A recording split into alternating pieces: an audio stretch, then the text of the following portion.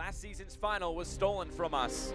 Lacking the closure from that final, Union Omaha executed its plan to conquer the league in its second campaign and top the table. After earning its first star in 2020, Greenville Triumph's measured approach has vaulted them back into the season's biggest game. Omaha, Greenville, the USL League One final now.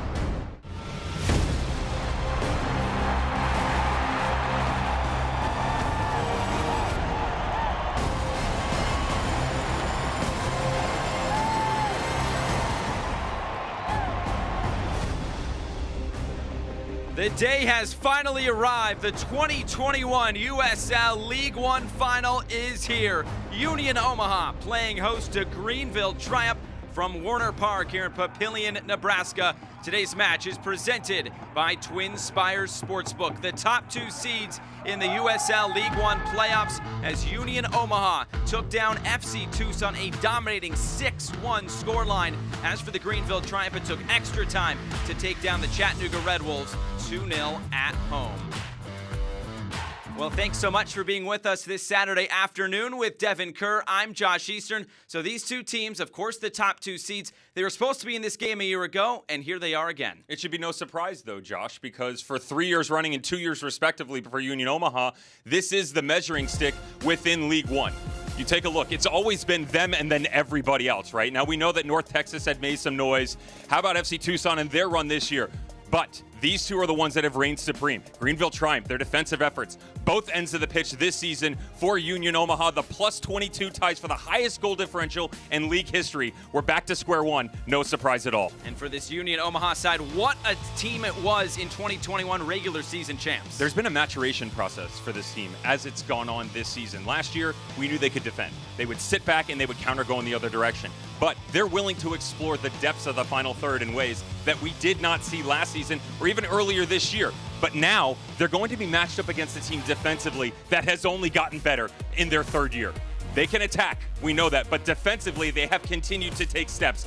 They've only given up one goal in their last 7 games. How is that even fair? Shutout after shutout. John Harkes is beyond proud, but they've done it in so many different ways. Stoddard Hart. In the middle of the season, it was struggling big time, Josh, and then all of a sudden turn it on. 9 games unbeaten. At one point in time, this team was 7th in the table, now 2nd, looking up at number 1. So here we go. We're finally going to get some closure to this 2021 season. Union Omaha, Greenville Triumph, the top two teams in the league. Lineups and first kick coming up next from Nebraska. Every play matters. All of it captured. None of it by hand. With Huddle Focus. Multiple lenses and AI player tracking get the perfect angle. With one-time installation, just mount it, set it, forget it. Instant uploads. Automatic or on-the-fly recording with the Focus app. Scoreboard overlay. And live streaming. Because nothing gets by the eye in the sky. At Nebraska Medicine, we're serious about safety. Every extraordinary measure we take is for you and you, so you can get the expert care you need today at every one of our locations. Together, we're elevating our world-leading safety protocols, implementing new social distancing guidelines, and offering care anywhere with telehealth, all so you can continue being your extraordinary you.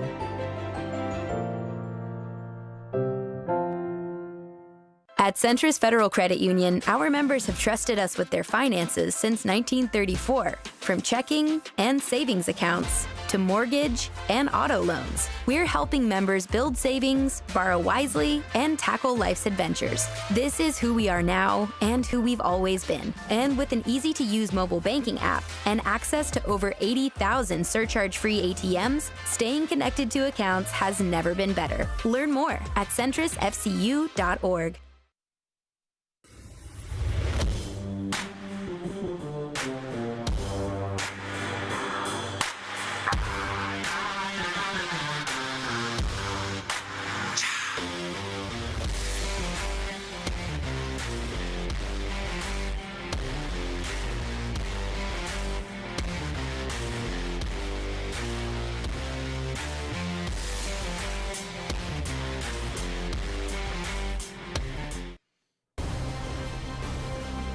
A beautiful sunny day here at Werner Park. Union Omaha, Greenville Triumph taking to the field for this 2021 USL League One final. Time to take a look at today's starting lineups. We'll start with the home side, and Jay Mims is starting 11. No changes whatsoever for the team that put a 6-1 shellacking on the 10-man FC Tucson, and why would you?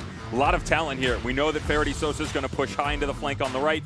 Two quality center backs, but moving into the midfield, and Connor Dole and JP Skiers, they're going to look for their man on the left-hand side. That has been an interesting change over the course of the season. Dami Villadair, and why? They play him on the back line, they'll move him up into the midfield, he'll invert his runs as well, and when you have guys like Greg Hurst and Evan Conway already challenging the inside and top of the 18-yard box, to add another one into it is really selfish, to be honest, for Union Omaha, but they're that good, and the change also gives them versatility because defensively he can help out on both sides as opposed to just sitting back making runs here and there. John Harkes does have a change. Jesus Ibarra comes into the midfield with Lachlan McLean still nursing a bit of an injury. He is available in the 18. We'll see if he can add to it. Noah Pilato got to control the tempo in the midfield. Good exposure on the wings with Gavilanes and Ibarra, but the two midfielders, Walker and Hemmings, are going to be very busy as this goes back to front. Can Noah Pilato be the extension with the midfield to find their guy up top? And Mario Slomas and 15 goals, but it all rests on Aaron Walker. To me, this is the best midfielder in the league because of what he brings to the table. He's a guy that you look at the term and people say box to box. He's much more than that. His ability to get stuck in one-on-one situations, you see the duels within the league, what he's capable of. But it's the box to the sixes. The guy, full extension here, Josh. Does not matter what you ask him to do. He gets it done, leads by example, and everybody else follows. And both of these two teams have got it done this season to get to this point. And here we are. Today's referee, Kevin Broadley. A very good refereeing crew overall with Jennifer Garner and Art Arustamayan. The two ARs, Joshua Encarnacion, the fourth official. And that gets us set to go. Union Omaha in all black, and it is Greenville Triumph in all white. It has been 2 years since we've had a USL League One final, but here in 2021, it is underway as Omaha attacks left to right across the screen. And this Union Omaha side, what a weekend it was a week ago today, right here at Werner Park. They put 6 goals past FC Tucson. Evan Conway scoring 2. Villadair had 1. Boyce had 1. Pancho had 1. Ali Hadzik had 1. The list goes on and on. There's a look at Jay Mims, who said he loved the second half, and he said it was awesome to perform that way and set all of those records. Said we were all over them, but he also said we still have one more game to win. And this is not going to be an easy Greenville side to get past. Well, you have to also understand that they basically were sitting on 10 men the entire game, right? I mean, was it 32nd minute he departed? So you're playing a 10-man squad that gets tired. This is already a high potent attack for Union Omaha, and then all of a sudden you add insult to injury, and that was a big ask for sure. But the damage had already been done. Goal in the opening couple of minutes, beautifully taken by Evan Conway, and when you have to chase on the road, that's not a good thing at Union Omaha. Now, what about for Greenville Triumph, though, Josh? Because they are the team that can go on the road and chase. Remember, Union Omaha was the team that gave them their only loss at home in 2020. That's something that John Harkes has not forgot about, how he would love to repay that favor here in the championship final. A 2-0 win last week over the Chattanooga Red Wolves. 2 goals in extra time. Ibarra and Lomas, the 2 goal scorers, the 97th minute and 111th minute. So they went a long time without scoring. Chattanooga had a couple of shots saved off the line. And in the end, it was Greenville to obviously get through that semifinal to set up this final that we didn't get a year ago. And in talking with both of these coaches this week, they're just excited to be back here. These two teams, as we talked about in the Open, really over the last 2 years have been the class of the league. And that is why we expect this 90 minutes to be pretty fascinating. And I know all these players, they have a lot to play for today. Here's Villadair on the ball. And move it down that left flank. Villadair inverting his run. Greenville maybe will look to get out on the counterattack. Lomas, the lone striker up top with Lachlan McLean, not able to make the start today after he went off in the first half a week ago. John Harkes said he was in training this week, but he is on the bench to start today.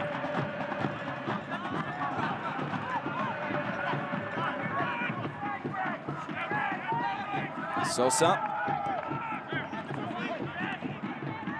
Off the chest of Greg Hurst.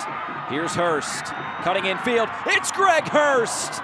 But it's scooped up by Paul Christensen in goal.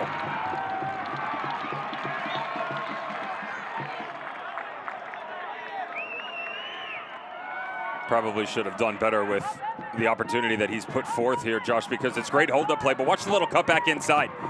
Left side of the back line, Lee and Polak can't figure out exactly what direction it's going. They're trying to push a little support down into the channel. Great recognition by the striker up top. Got to catch it cleaner. And the two first-team All-League players in 2021, Greg Hurst, Damia Villader, the other for Union Omaha. And what a season it was for Hurst. 13 goals, played in every match this year for Union Omaha.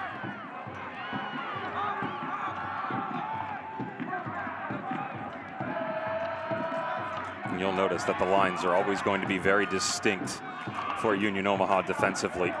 The stepping stones that you'll get out of the midfield in Greenville Triumph, like you get out of Jesus Ibarra on the outside, and then they'll follow suit with someone like an Aaron Walker. We referenced him and what he brings to the table. Max Hemmings will solidify it, but within those gray areas, right? If you get that flat four coming across the middle for the boys in the black shirts, where can you start to have a little bit of fun?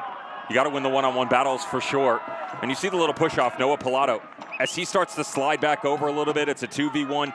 Needs to follow this down in, give an opportunity of support for Jesus Ibarra, because even if he wins this battle, it's still 3v1 on the inside for Mario Slomas.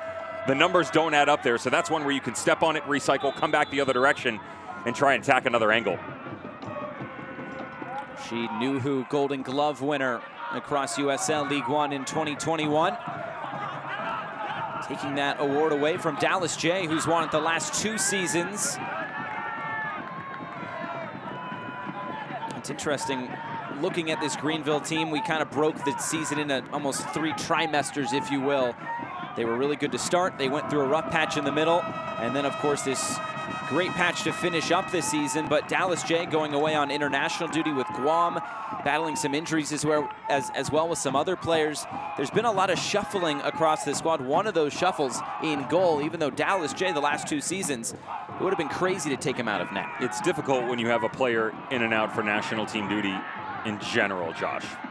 But when form is lacking as well, that's a whole nother conversation. And then all of a sudden, you get the 2 of them, and it was a perfect storm.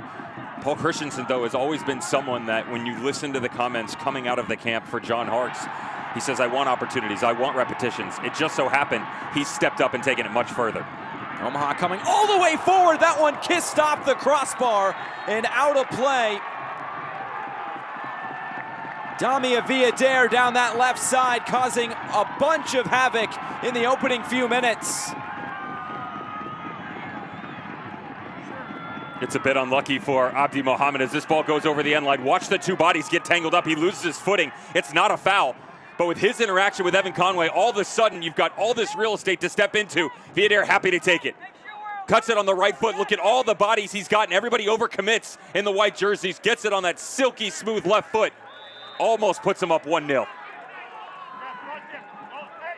Omaha starting this game off much like they did the game last week against FC Tucson. They were shot out of a cannon in that semifinal. Evan Conway scoring in the 3rd minute. And look at those early goals for Omaha, 9 so far this season. And here come the Owls again. Villader, he'll get all the way to the end line. They'll stand it up. It's Evan Conway! It's another early goal for Union Omaha, and a great start to this USL League One final.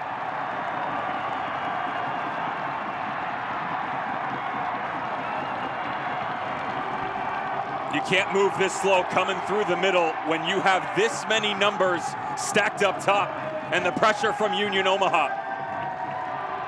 It's a little redirect by Abdi Mohammed as he tries to play centrally. There are too many big bodies up top. You've got Greg Hurst, Evan Conway as well, but the tackle by Connor Doyle, one of the most efficient within this team, and he sees the space. As he plays it down into the channel, where is the threat going to come from? It's really well done by Evan Conway to hold form on the back post. Because with all the jerseys in front of them, you still have to pick out a supporting run. Everybody's marked except 2. You got to come all the way back to the top of the 18 or dink this little floater to the back post. Again, an overcommittal by the back line of Greenville Triumph. And right now, your home squad out in front, just the way that they like it. 13th goal on the season for Evan Conway, and 10 of those coming since the beginning of October. Evan Conway, of course, coming off of last year. What a year it was, with 6 goals, 2 assists, of course, in the shortened season. But coming into this year, there was a lot on his shoulders alongside Greg Hurst, but he battled some injuries early on in the year. He finally came back, and boy, did he pick up right where he left off a year ago. He has been a tremendous addition to this Union Omaha attack, and we're already seeing it here today. This team hasn't looked so scatterbrained on the back line in quite some time for the Greenville Triumph. At it once again. Villader feeling quite at home on that left-hand flank, no surprise. September 25th against Forward Madison is the last time that Greenville Triumph have let a ball into the back of their net, but it's the manner in which they've done it, Josh. It's 6s and 7s right now, scrambling all over the place, trying to track the runners, trying to track the rotation. This is what I talked about coming in. It's not the same old Union Omaha team that we saw in 2020 that was predictable with their runs. You would normally see Evan Conway get on that near post run. Instead, very patient, threats from all over the board, and just like that, they've got their lead. Yeah, there it is, 646 minutes it has been since Greenville Triumph have conceded a goal. 6 straight clean sheets. And this is, in talking with Tyler Pollock and John Harkes yesterday, when you think of Greenville Triumph, you think of the defense. That is what they built first. This core unit has pretty much stayed together over these first 3 seasons of their existence, but they'll have to rely on their attack to get them back in this game tonight.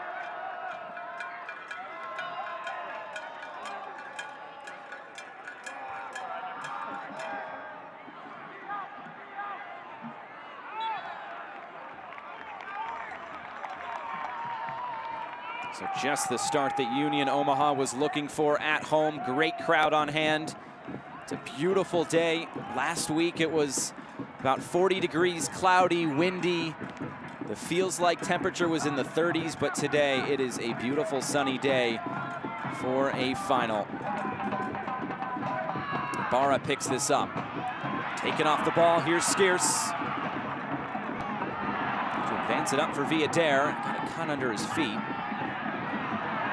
That was Conway, and then he came back into the play and committed the foul, and it will be a yellow card early to Evan Conway. It's been a heavy presence up top for their striker already, but coming from behind is what gets him into trouble here, regardless of where the contact actually occurs. You can't come from a restricted position like that, stud shown up over top of the player, and expect to get away with it, even if you got a piece of the ball, which he does not. It's press, it's pressure, it's consistent. But in this situation right here, trying to cut off that central ball into Max Hemmings, Evan Conway gets himself into trouble. You look at the box score, and you pretty much see Evan Conway's name at the moment. A goal and a yellow card. Is that the soccer version of the Gordie Howe hat trick? Are we on the way? It is, and I'm surprised you did that math all by yourself, by the way. Thank you. Well, I got to do the math with who I'm sitting next to. Bingo. Just own it, right? I will. It was Villader who was given the assist, his 6th on the season. Defensive Player of the Year in USL League One. Jay Mims calling him the best left back in the league.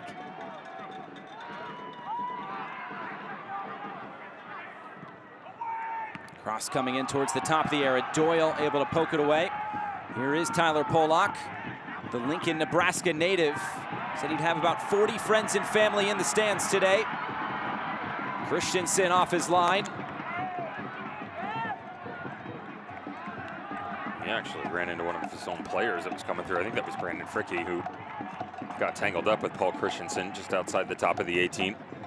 One of the issues that you run into for this Union Omaha squad, Josh, is they like to pinch a lot, and you know, Greenville Triumph will do the same thing, but they'll actually shift everybody all the way over. So, you know, you'll see Faraday Sosa at the bottom of your screen. He'll push high, almost assume that outside midfielder type role, and Devin Boyce will come in And when you look flat at the lineup defensively, it's pretty distinct. That 4-4-2 sitting there, but in the blink of an eye, there's the turnover, there's the pressure, and all of a sudden, you've got 6 or 7 guys in the midfield, especially with Evan Conway coming deep down in. He plays that role so well. Of course, it's the balls that he hits into the back of the net, but it's his work off the ball, the ability to remove the distribution coming off the back line for opposing teams, and then springing into the action going the other way. There's much more versatility for this squad this year compared to really earlier this year or last.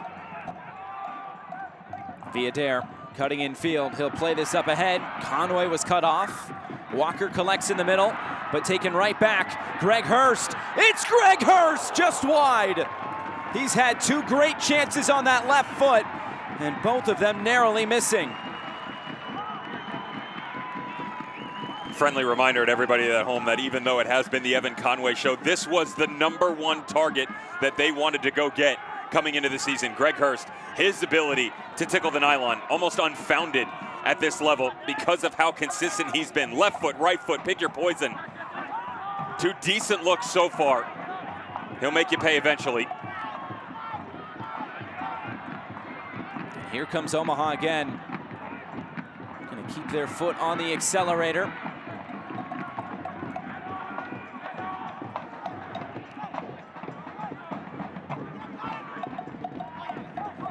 Doyle will switch the play for Boyce. As you see the mark of Union Omaha, they have not lost when they've scored first. That's a whole lot of wins as well. Hurst, Sosa. It was Lee who stepped in, good shoulder to shoulder. Greenville will clear. Only as far as Greg Hurst. Evan Conway on the ball again. Didn't get clean contact and puts it out of play.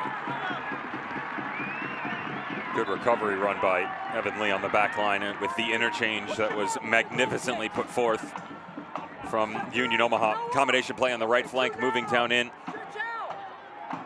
Josh, sometimes you sit at home and you wonder where the ideas come from. This is training ground stuff right now. It's simple. It's cones, it's movements on and off the ball, things that from a repetition standpoint are ingrained into your brain. And that's some of the argument coming from the sideline by John Harkes. It's the spacing. On this right-hand side, Ibarra has come very deep, and with the little step up, Noah Pilato trying to shift over and give them some sort of presence on the release defensively. Abdi Mohammed hasn't been able to get into the attack a lot, and so all of a sudden the spacing's off, and everybody's starting to scramble. You forget where your runs are, you forget exactly what space you're supposed to occupy, and the next thing you know, it's 3, 4, 5 touches, Union Omaha threatening again. They can go from defense into attack so quickly. As Polak steps in, Rashid Nuhu does have 1 assist to his name on the season, so keep an eye on that. You had to get it in. Yeah, Carlos Marancio of FC Tucson, the only other goalkeeper in the past couple of years to record a goalkeeper assist in USL League One.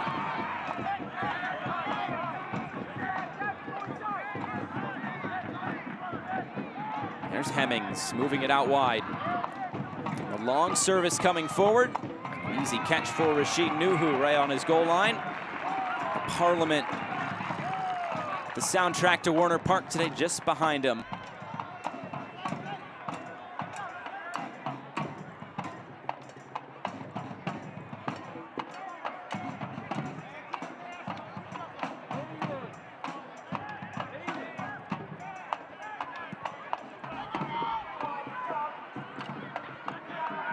Now you can see why he has an assist, sending that all the way to the top of the other 18-yard box.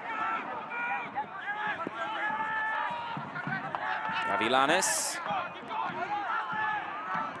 still coming forward, trying to penetrate that back line. Sumanu comes over and knocks it out of play.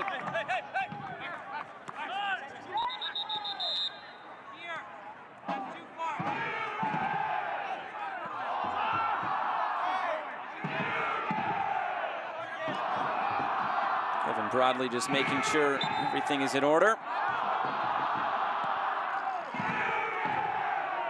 Very good crew for this USL League One final. Broadly was last in the middle for the NWSL quarterfinal.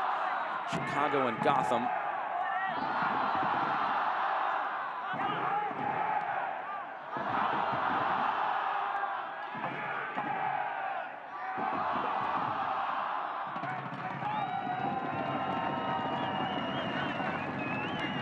It's better on the ball, the disposition. Just keep it moving here with the pressure that you're going to get when you reset your lines defensively and get higher. Gives you the ability to really dictate the tempo of this match on your own terms, Josh. And as you know, 20 minutes in, have not been able to get anything going so far. See quite a few crosses coming in. Another shot from distance, right off of Knutson. Nuhu will be able to pick this one up. It's a little bit of frustration also, the idea to have a go.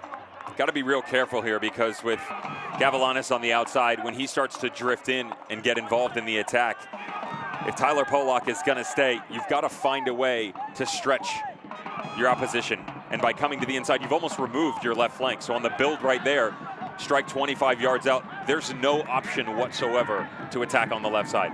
And if you notice so far, we've pretty much seen everything down the right in front of John Harkes. He's asking for better space.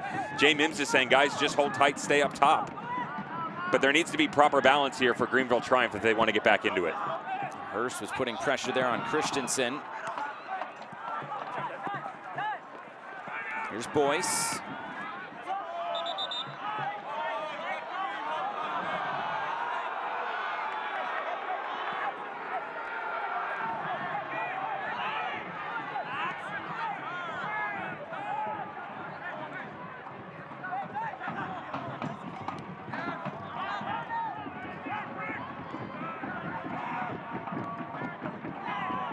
Skeers, an appeal for handball. Villader picks it up.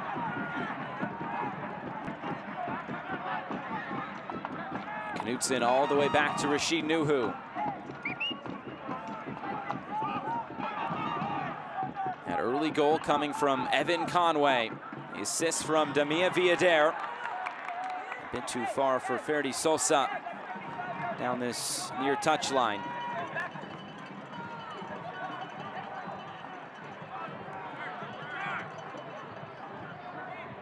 Just the fourth matchup between these two sides all time. They faced off one time in Greenville a year ago. It was a 2-1 win for Union Omaha, and they're pushed to the top two spots in 2020. And two matchups this year in the regular season, the 1-1 draw at Legacy Early College back in May, and then 1-0 Greenville win about a month ago here at Werner Park. It was saved by an Abdi Mohammed goal line clearance, one of the plays of the season, preserving that 1-0 win for Greenville. So all of that said, both teams have won on the opposition's field.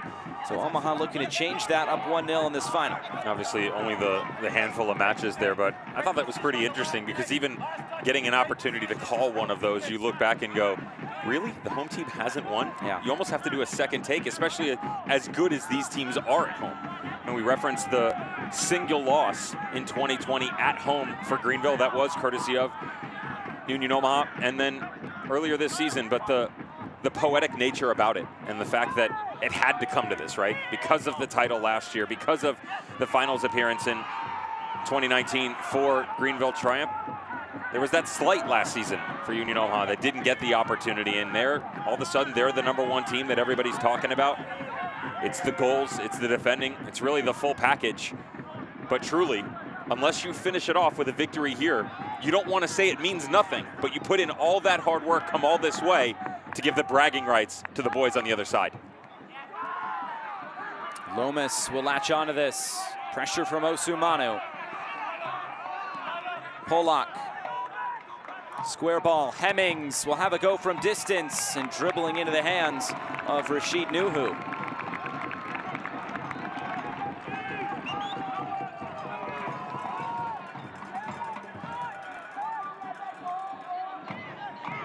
Hemmings has been through a lot. Of course, the season-ending knee injury in 2019, just one appearance in 2020. This season, 26 appearances in the regular season. He is slotted right back into that midfield. There's Hurst. And Devin Boyce, an early ball across. Boyce tried to pick it up again. And here comes Greenville. Gavilanes putting a defender on the turf. Sosa stepped in, throw in going Greenville's way.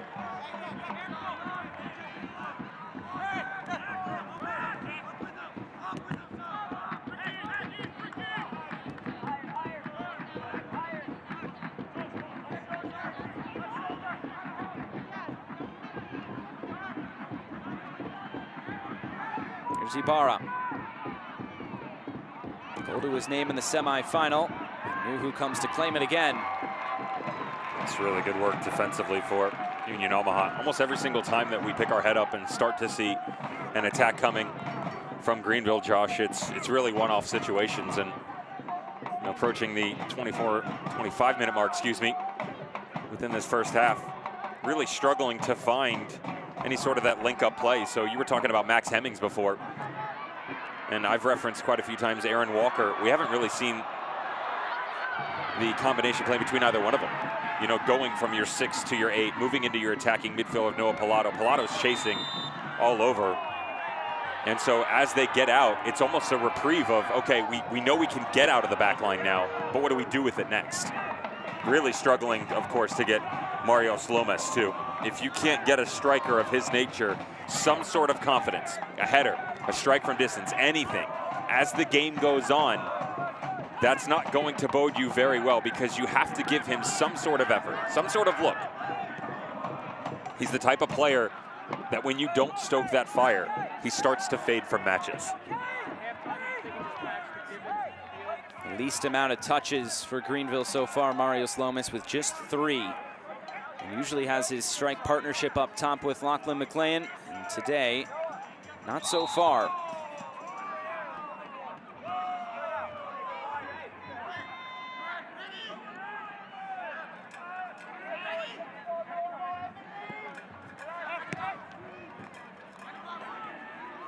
Lofted over the top.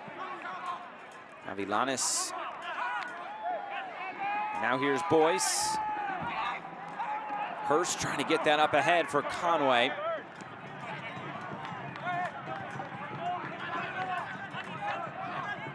Avilanes. Hemmings. Bit more possession here in these last few minutes for Greenville. They make it pay off. Pilato.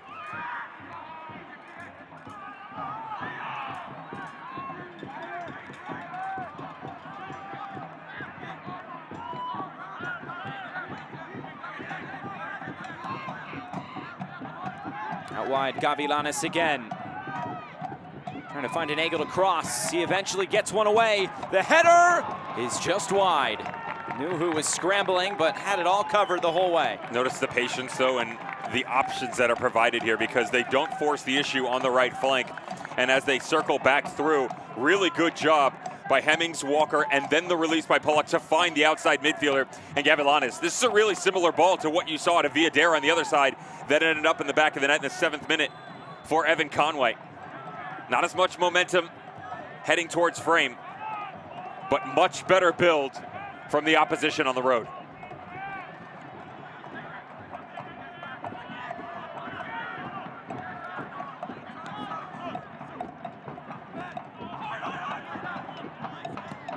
Osumanu. Out of play.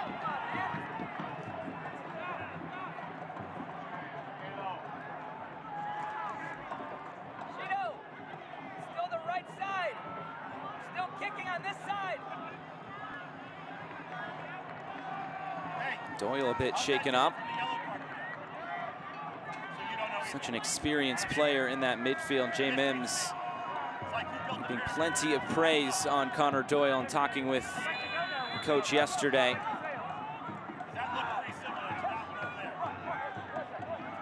He talks about his background and everything that he's experienced so far.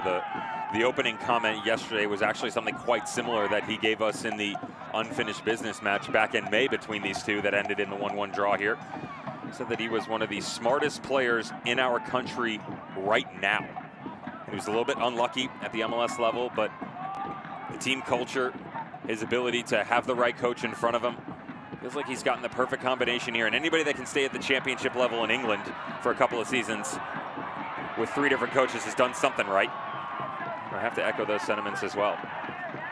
And look at the organizations he's been with too, and when he was there, right? DC, Colorado Rapids, even that season in, I believe it was 2016 when he was loaned to Colorado Springs, there was some ups and downs within that squad too. And you kind of bounce back and forth all the way to Jacksonville, and so you're searching for the right fit for you.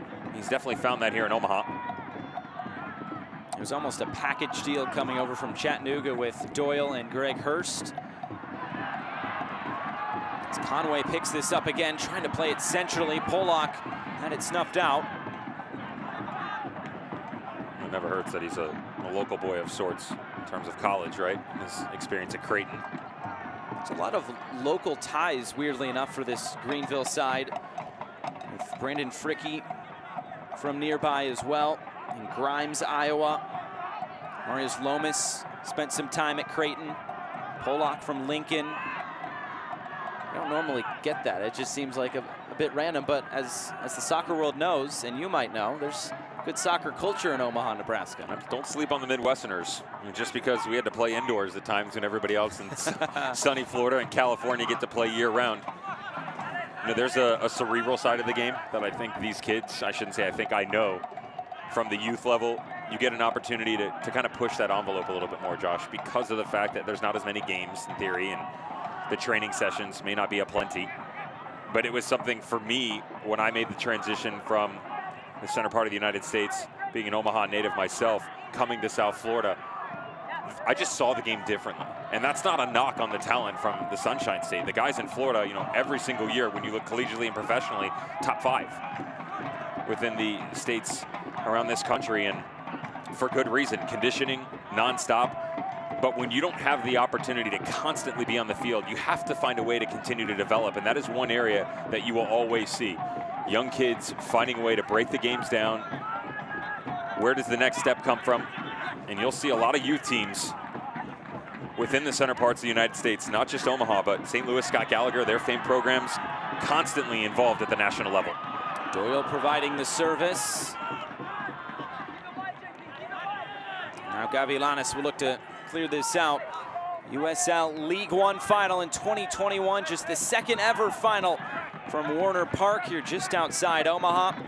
With Devin Kerr, I'm Josh Eastern. Thanks so much for starting this night across the USL with us, and what a night it will turn out to be. With, of course, 2 USL Championship Western Conference and Eastern Conference finals coming up tonight on ESPN+. It's all presented by Twin Spires Sportsbook. As Lee just has to knock this out in the corner. Of course, the Rowdies taking on Lou City, 7:30 Eastern, and then Orange County and San Antonio will follow at 10 p.m. Eastern. It's a full 3-course meal. There's a little dessert for Tyler Pollock there down in the corner. Replace your divots, please.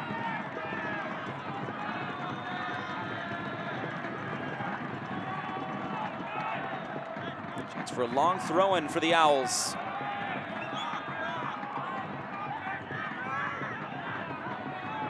Knutson. Boyce got up for it. Knutson again. His shot was blocked down. Sosa did very well in the 1v1 against Lomas. Real trying to switch the play. Was headed back centrally. Greenville just looking to settle things here. Gavilanes eventually fouled, and Doyle smacks this well out of play.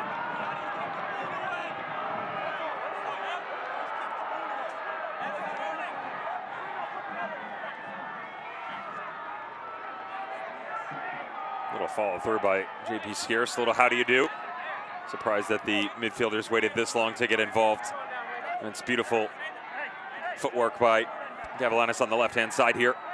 And they've started to find him a little bit more, but they've got to get the guys on the interior on the ball more than what we've seen. Aaron Walker, Max Hemmings, and Noah Pilato. Those 3 to continue to challenge the shape of Omaha. You notice everything was down the right flank, opening 15, 20 minutes. As they've settled themselves defensively, there's been more of a presence here on the left-hand side. And now it's time to really combine all 3 parts, Josh, to make sure you have the glue that holds it all together, both offensively and defensively. You can't just remove the talent of a Hemmings or Walker and expect to be successful.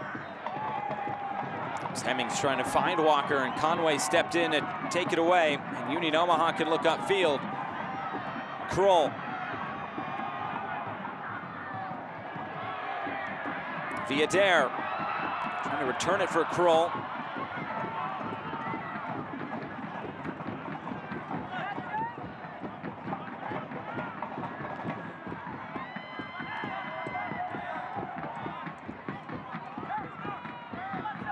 Here's Hurst, lays it off for Boyce, who scored a worldie of a volley last week. Handed back for Viader, heavy first touch. Knocked back to Knutson in the center circle.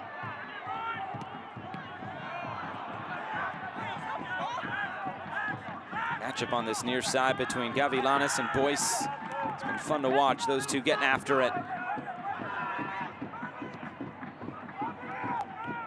How good over the course of the season have the wingers, the youngsters that are now starting in Gavilanes and Ibarra? Floated in, Lomas, a looping header well wide. Nuhu able to claim it. How good have they been? You know, just continuously making their names known within this squad that really had a set lineup earlier this season, but due to all the injuries that you mentioned, within that run, Josh, too, you can calculate it the way that you want to. I looked at it as within the first 7 games, 5-1-1, right? I mean, at that point in time, that man right there, Marios Lomas, could do no wrong, scoring goals left and right. And then within that lull in 12 matches, only 1 win, which included 4 straight losses. It was injuries all over the map. Brendan Fricke going down right now. He's hoping that if you're John Harkes, there's not another one, but Noah Pilato, who's just coming back. Lachlan McLean, Dallas J, national team duty, but form, but you can add that into the mix, so there's 3. JJ Donnelly tearing his ACL. Morel has sort of had these nagging injuries all season long, and so that's why you only get 1 in 12. But when you get everybody back and healthy, now you've gone 10 unbeaten. The ability to navigate all of that, and yet still watch players get better, because it's not just plug and play, right? They're actually developing right in front of your eyes to the point that now they can be so impactful. You have to take your hat off to the organization, to John Harkes, and to the players themselves. It's not an easy thing to navigate. Of course, Ibarra scoring what turned out to be the game-winning goal in the 97th minute in extra time last week against Chattanooga.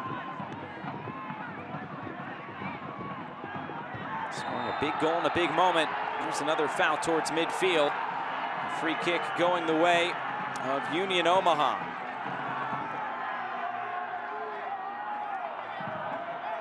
I like the work here, though, defensively from Noah Pilato. Watch him tracking back. I'd mentioned to you about 15, 20 minutes in, Josh, that he was getting overextended to either side. You can step out into those gray areas and go win a challenge, but make sure you've still got some sort of position occupied centrally. They've dropped him a little bit deeper. He has been shielding a bit more to the right-hand side, but as the ball starts to make its way horizontally, you got to come back over. You can win those challenges, but still find a way to be that presence on the inside, the link up with the other two. Sosa trying to play it down the channel. It's scooped up by Christensen. Well, since 1947, Select has been the leader in soccer ball quality and innovation. Select is the official ball supplier of USL League One and many of the elite leagues throughout Europe. For the latest Select products and special offers, please visit selectsportamerica.com.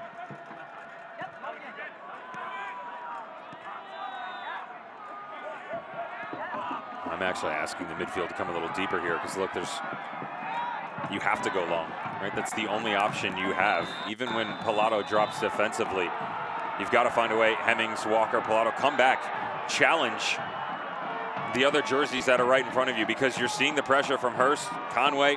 Boyce isn't afraid to get stuck in as well. So bring your guys back and allow yourself to play off of each other, as opposed to these one-offs going the other direction and trying to win the second ball coming back through. It was Hurst catching Fricke on the way through.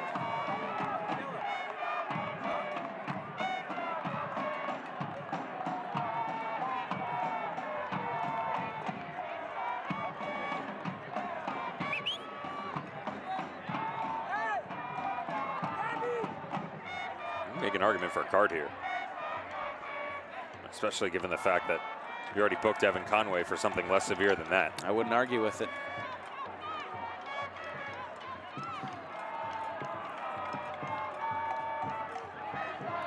Brandon Fricke's second season with this Greenville Triumph side. 2019 with Lansing Ignite, They actually lost that semifinal to this Greenville side, where Greenville went on to the final, and they lost to North Texas.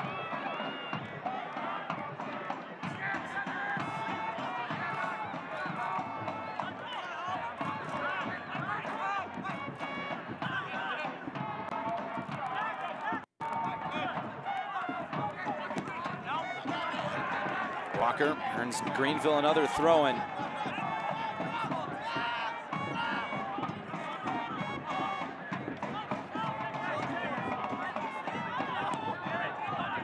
Closer to halftime. Evan Conway's goal still the difference. The assist going to Damia Villader. Coming all the way back in the 7th minute.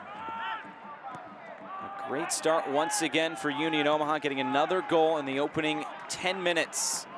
Scored in the 3rd minute last week against Tucson.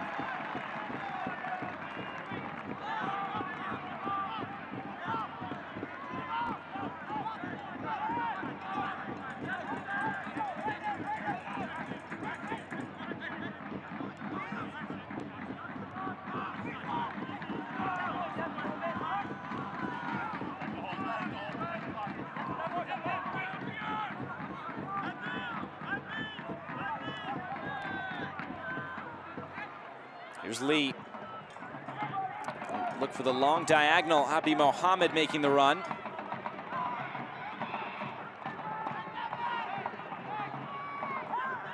Here's Boyce. And now Evan Conway. Sosa joins the attack. Conway trying to square that back off of Pollock and out for a corner kick. It's good defending though, and it's not easy for Tyler Pollock to switch his hips this quickly and still maintain the speed that he does, because the little cutback across by Evan Conway trying to find one of the runners on the back post.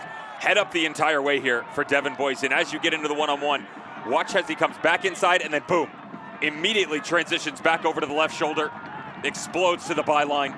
Great defending. Christensen organizing this back line for Greenville. He gets set to defend this set piece. Villader, the in-swinger.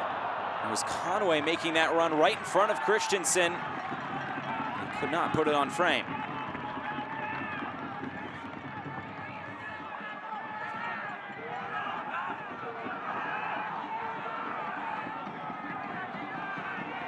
If you can't watch the match, you're on Sirius XM FC 157, North America's only 24/7 source of soccer radio, featuring Ray Hudson, Tony Miola, Rodney Marsh, and USL All Access with Mike Watts and Devin Kerr. Every Tuesday night at 7 Eastern. You can also hear live action from the USL, MLS, Premier League, and more, all on Sirius XM FC 157 or the app.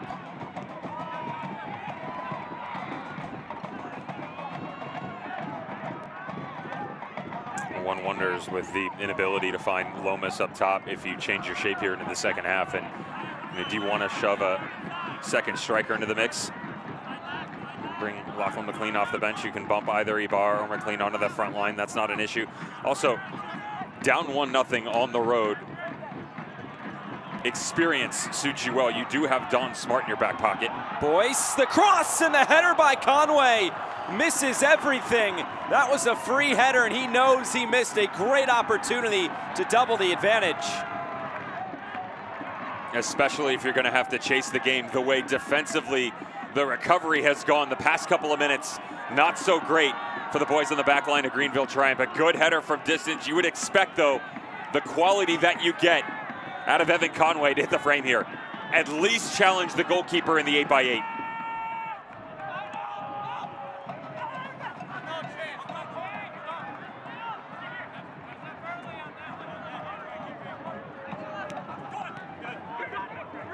Hurst picks it off. Options all around.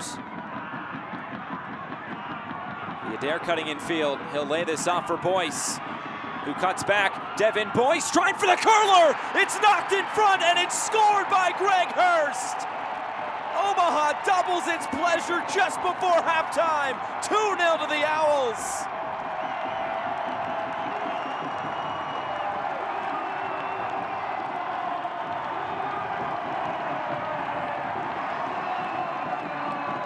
The one-on-one again, exposed on the left-hand side when you get matched up with Tyler Polak. Good movement back and forth, but again, it's the pressure that they apply. It is a little giveaway, but on the recovery run, as you come back through here, you've got to stand the defender up, and you've got to stand this striker up. You get one out of the two. On the little cutback in, though, again, there's an overcommittal from one of the defenders from Greenville. It's a mishit, to be fair, on the cutback on the inside. He's going for glory here. Comes off the foot, catches the turf, and deflects right in front of one of their strikers. 26 times you've seen Evan Conway and Greg Hurst tickle the nylon this season. You've gotten both of them here inside the opening 45 minutes. 14th of the year for Greg Hurst. Of course, that formidable duo up top. We're seeing what one formidable duo in the attack can do. As for Greenville, they're missing Lachlan McLean, who's on the bench today. But Omaha leads 2-0 just before halftime. And now you really wonder, come halftime and come the second half, what tweaks could John Harkes make? Well, interestingly enough for me, I actually don't look at an added striking partner. That is one of the routes that you could go. I actually look at bringing someone like Max Hemmings off. With all due respect, because he's serving his purpose for sure, and that's not a knock on his performance. You just need another player in the midfield that can stretch this game, and they don't have that right now. Now, to be fair, Aaron Walker really isn't in the mix either, but if you bring in someone like an Andrew Booth, got all that speed, he's willing to do the work defensively, but then turn around and chase going the other direction. What goes on underneath is the next question. So you make that one change, that's fine, but even when you start to step up, there's so many bodies set up for success defensively for Union Omaha. You do need help, but do you add a second striker? Do you add someone that can drop down in the pocket like a Lachlan McLean? And how much can he give you? Coming off in the 40th minute last time out, can he give you 45? Sosa, and then it was Gavilanes who went down. What's the decision here from Kevin Broadley?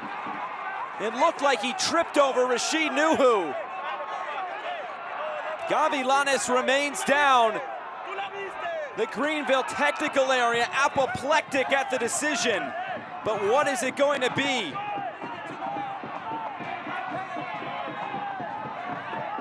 There looked to be contact, I'll tell you that much. What you want to keep an eye on is the trailing foot of the goalkeeper, actually, as he lifts it up here. The cut back through, now watch up over the top, right there. That may be embellished, I can't tell. That angle, it just doesn't sell it enough. Up over the top. Now he had to avoid it, to be fair. I'm not sure there was contact made. I'm not sure it's embellishment. I mean, that's a tough one. It's going really to be a difficult corner kick for Greenville. Now you can have a conversation with your official on the sideline here, but from that angle that we get, Josh, that is almost impossible to tell as to whether or not there is contact. It will be a throw-in, rather. But the part of avoiding the leg, because you still have to try to get around it, to be fair, if you go into it. You can't win that, yeah. Yeah, if you go into it, you might be going to the spot. Now it'll be a corner kick for Greenville. Can they pull one back before halftime?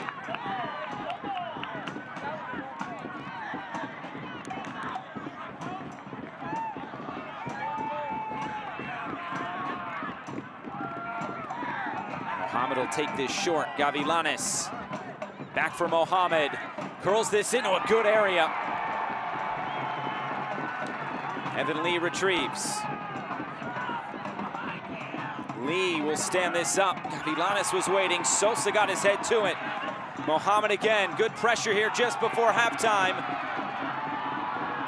Polak might have worn that off the face, but he had to. And now here comes Omaha. Doyle's coming in. Doyle cutting back and taking off the ball. Walker to clear. Frenetic pace just before halftime. But Omaha looked for a third.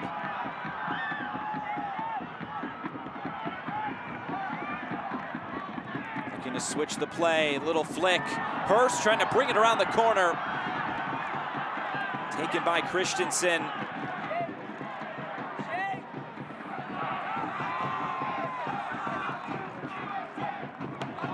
Now finally things will slow down. We'll see how much longer is left in this first half of the minimum of 3.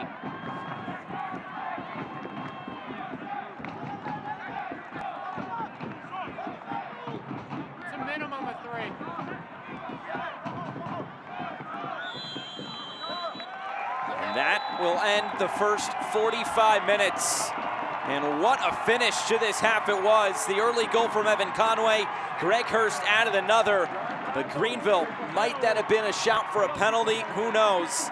We go into halftime, it's 2-0. Jay Mims has got to be happy. They have not lost when they've scored multiple times in a game, 12-0-1. But go back to the challenge. That was almost the recovery. Watch the left foot.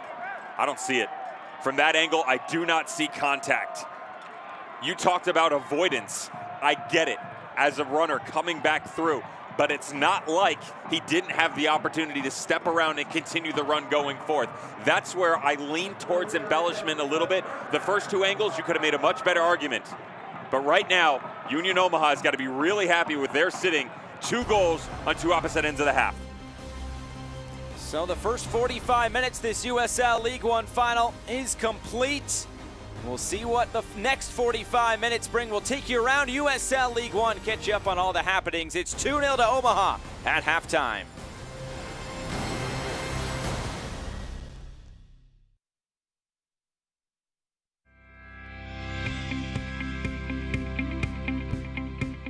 Leonard Management McDonald's offers new and exciting benefits for our family of employees. We feature tuition reimbursement of $2,500 and $13 starting wage with employee meals, plus 401k, health insurance, training programs, and advancement opportunities. Whether it be part-time, full-time, weekends, open, close, or overnight shifts, there are many reasons you should work for a Leonard Management McDonald's.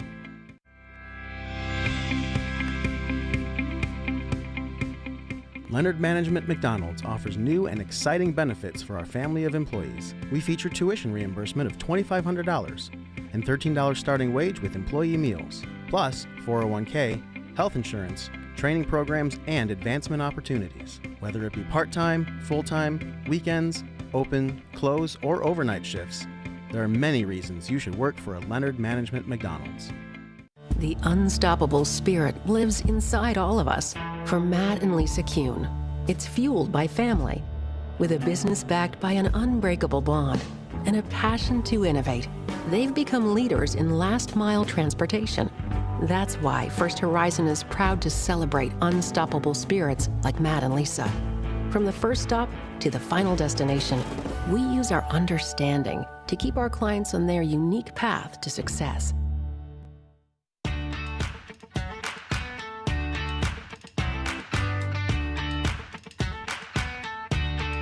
We offer a full array of dental treatment, and what that provides you as a patient is you're able to come to one place and get comprehensive care under one roof. I've always been greeted with a smile. They know me when I call. I trust them. We'd love to see you at Wood Creek Dental. Visit us at woodcreekdental.com. Management McDonald's. Welcome back. Halftime in this USL League One final from Warner Park. Union Omaha and Greenville triumph. Well, it's been a great season across the board in USL League One. Let's take a look at the plays of the year selected by you, the fans. Weekends. Right now, Union Omaha looking dangerous, putting together. Oh my! Oh, it's in. Looking dangerous and finishing. Viadair makes it 1-0 Union Omaha.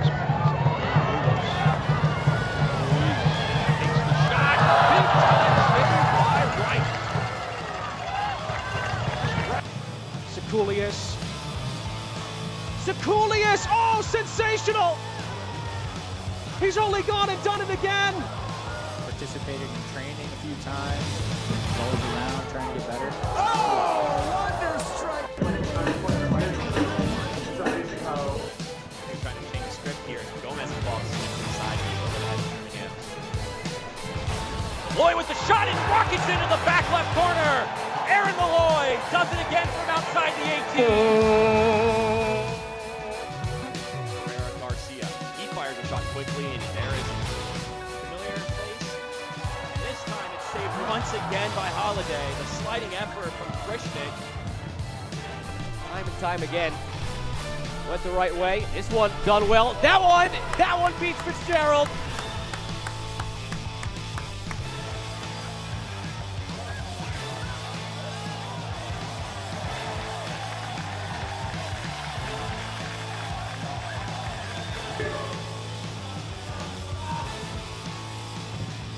Costa curling and scoring! What a hit from George Acosta! That is one to remember. Today, as you step onto the field, you step into your purpose. You step strong. You step hard. Con toda la fuerza de mujer. You step up. There's hit on the line! Oh, he put it in! A magnificent strike! You go down, you come back, and you find a way. Goes topic frequently. I mean, yeah, let's talk about today where I'm going to go topics. Roll it down. I am. You don't need a car to listen to Sirius XM. You can listen anywhere. You know that, right? What? Kevin Hart's Laugh Out Loud Radio. Kevin, you could use your phone. What? What? Alexa, play Kevin Hart's Laugh Out Loud Radio on Sirius XM. What? This is how I know you're getting old. I guess that was it. What?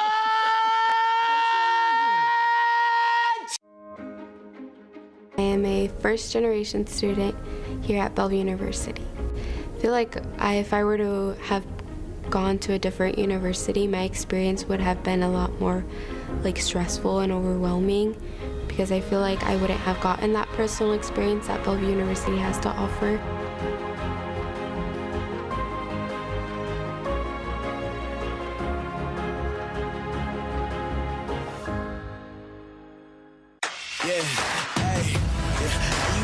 Feel when I take it. How you gon' feel when I take it? We about action. We about action. Tell me how you gon' feel. There's hit on the line!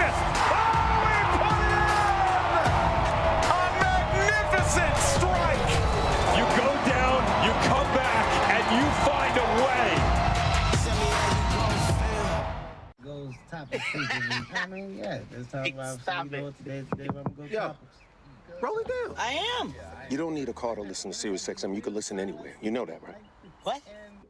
Kevin Hart's Laugh Out Loud Radio. Kevin, you could use your phone. What?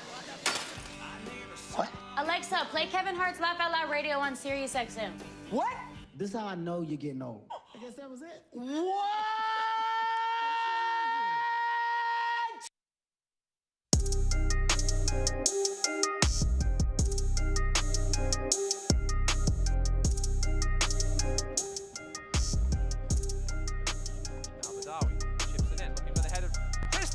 What a save, and the rebound is wide.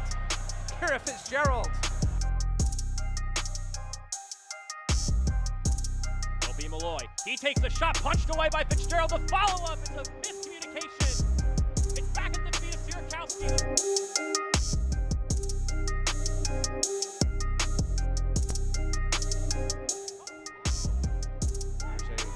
High delivery into the air, right, headed into the back of the net. It found Nevins.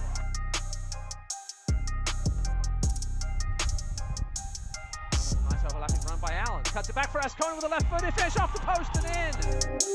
It's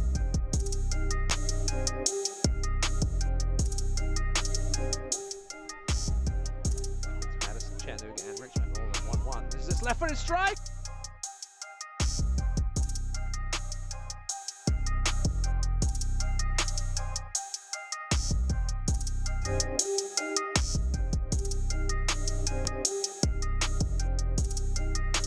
About 90 seconds left. Another corner kick. Header. Back of the net. Goal! McLagan. Pull up ahead, plays it into the box. Still alive for Richmond. Terzaghi turns, fires. It's off the post again. And in. What a goal! There's Terzaghi, and it's a goal! Richmond, a 1-0 lead. News and notes from around USL League One, the USL Championship Final next Sunday, November 28th, 8:30 Eastern Time. That'll be on ESPN. Mike Watts, Devin Kerr, and Sarah Gordon on the call. Tales of fire and ice. We're getting some fuego and a hailstorm. Northern Colorado, Central Valley coming into League One next year. Then in 2023, Spokane, Washington, Lexington, Kentucky are getting a couple of League One franchises as well. And speaking of Kentucky, Lou City and the Tampa Bay Rowdies will comprise one of the conference finals tonight out east. This should be a fun one.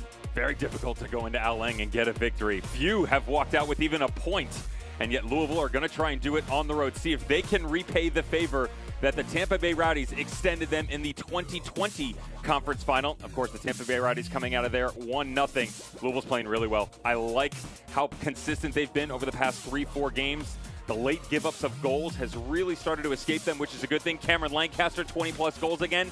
But it's Al Lang, it's Neil Collins, it's the famed Tampa Bay Rowdies, the #1 team in the East. And in the West, OC San Antonio, just one conference finals appearance between the two. Could we have asked for more conflicting styles than you get between these two teams? A San Antonio squad that, Josh, they don't want the ball at all. They want the ball for 3 or 4 touches that's going to span 30 or 40 yards and then stick it into the back of the net.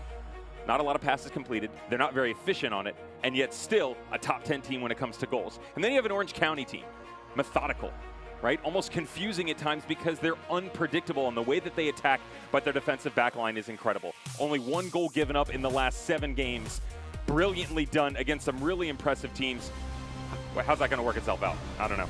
We will see, and the two winners, of course, will meet next Sunday, November 28th, 8:30 p.m. Eastern Time, ESPN, ESPN Deportes, and Sirius XM FC.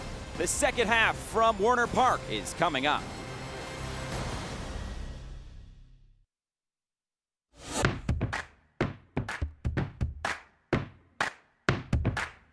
When you donate blood with the Blood Connection, you're helping to save lives right here in your community.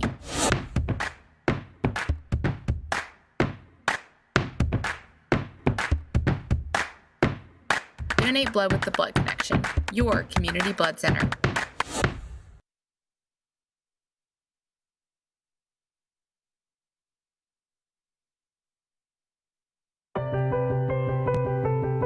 People have the power to make a lasting impact through acts of kindness, compassion, and strength.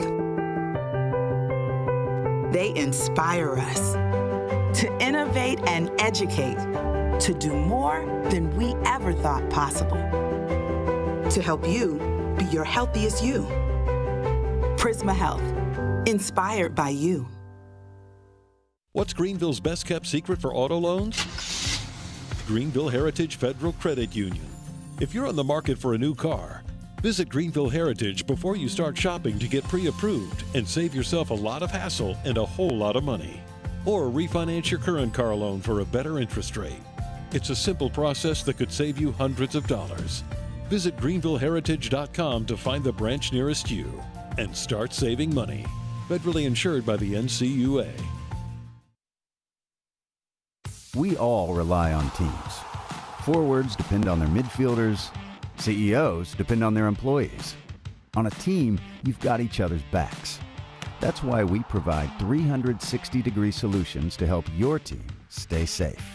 So from the field, to the classroom, to the boardroom, Premier Medical Laboratory Services is the leading lab protecting your teams with rapid, reliable health and wellness testing solutions.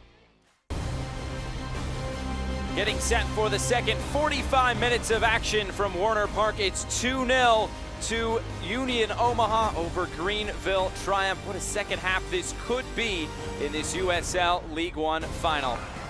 Oh, with Devin Kerr, I'm Josh Eastern. Thanks so much for being with us. So a quick start for Union Omaha. Greenville Triumph, they struggled at times in that first half. How do they get a goal to get back in this? They got to regain the midfield, Josh. That's the problem right now, is defensively they recovered. Even though they gave up the 2 goals, they need to recover, get the midfield back, and then they need to find a way to get guys like Mario Slomas going on the opposite end of the field. The goals, they could have been prevented because it's too lethargic playing out of the back line. You know the pressure is going to come. Where is it going to come from? Yes, it is Connor Doyle, and then it's Villader, but watch the back post run here, because it can't be understated the vision that Evan Conway has not to crash the party inside this 6 towards the interior. Bides his time, great ball to the back post, 1-0 Union Omaha. Let's fast forward, 43rd minute, going the other direction. Stop me if you've heard this before. Pressure, quick little giveaway, and they're off and running. Look at the numbers coming forth, and then you get into a one-on-one situation. Twice in the opening 10 minutes, we saw an overcommittal on the back line for Greenville. You see it again just before halftime, uncharacteristically from Tyler Pollock. Little deflection coming back to the inside by Devin Voice going for goal. Greg Hurst grabs his 14th of the season. One of the looks just before halftime, is it a penalty? No, there is no contact here. 1 angle, 2 angle, 3 angles, 4. We've looked at all of them. You're still going to want more, but I promise you this, there is no contact from Rashid Nuhu and Gavilinis on the left-hand side. Good no call, 2-0 at halftime. So here we are getting set for the second 45 minutes of action with Devin Kerr. I'm Josh Eastern. Union Omaha 45 minutes away from its first USL League One title. How will Greenville get back into this game? It will no doubt be a big uphill battle. If there's one team who could get it done, it could be this Greenville side, who has had a great track record, of course, the defending champions from 2020. Will they be defending in about 45 more minutes?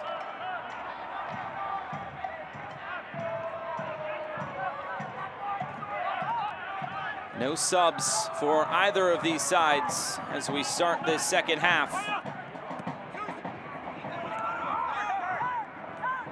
Here's Villader, who we'll see on the near side in this second half as Omaha attacks right to left.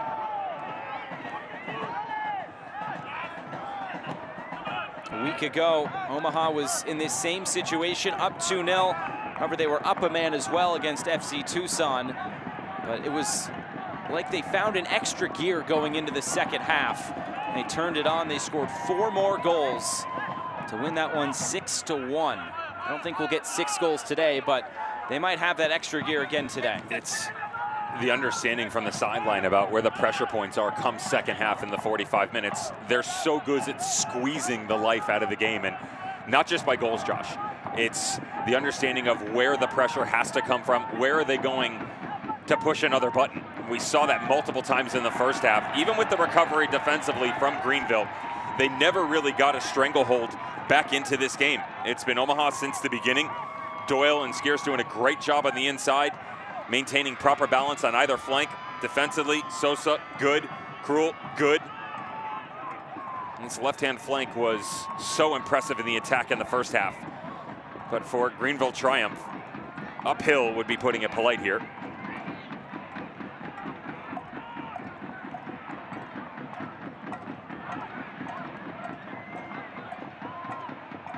Here's Pollock, but he gives it away.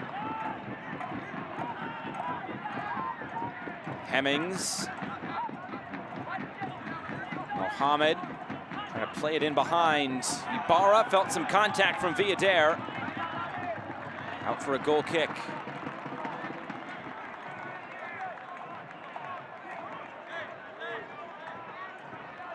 I'm sure Jay Mims will not let this Omaha side get complacent with this 2-0 advantage. It's actually a talking point that he's brought up with his team earlier this year. Obviously, there was really no closure to the end of last year, where he said he was dropping off groceries at front doors for some of his players. But they didn't get to have a final practice. They didn't get to have a final team meeting. There was really nothing to end last season, aside from the final was not going to be played. But coming into this year, one of the first things he did was he wanted to celebrate what last year was. So that was what that first meeting was. So they celebrated, but then as the meeting went on, he put a video up about complacency, and he said the room got very quiet after he showed that video. But he said he does not have to bring that up at all. He has not to bring it up once this season, aside from that opening meeting, because this team has had determination to get to this point. Now they're only 45 minutes away. You want to remove, in that scenario, Josh, the trepidation of any sort of team so that there is no fear, right? You don't want them coming into the season going, yeah, we did that, but what's this year going to look like? And he put that argument to rest early on. I commend him for it. And that's an interesting route to go, because not a lot of coaches do that, right? That's a lot of guys actually look behind them and go, that's a clean slate. What we did before does not matter, but it does matter, because those building blocks are the reason that you had success then, that you can have success now. It's the same reason the Greenville Triumph are back again 3 seasons running, right? So you need to embrace your past, but more importantly, how does that apply to the future? I thought it was pretty interesting in the conversation with John Harkes, talking about the games against Union Omaha. And you brought up the result, right? Oh, you guys are living in the past. But you need to live in the past. You need to talk about those things, because that's why this rivalry exists. That's why up 2-0, 50 minutes in, the arguments are going to continue to ensue regardless of the scoreline. Conway getting tangled up at that end line. Kevin Broadley trying to clear away some of the traffic. Paul Christensen a bit shaken up.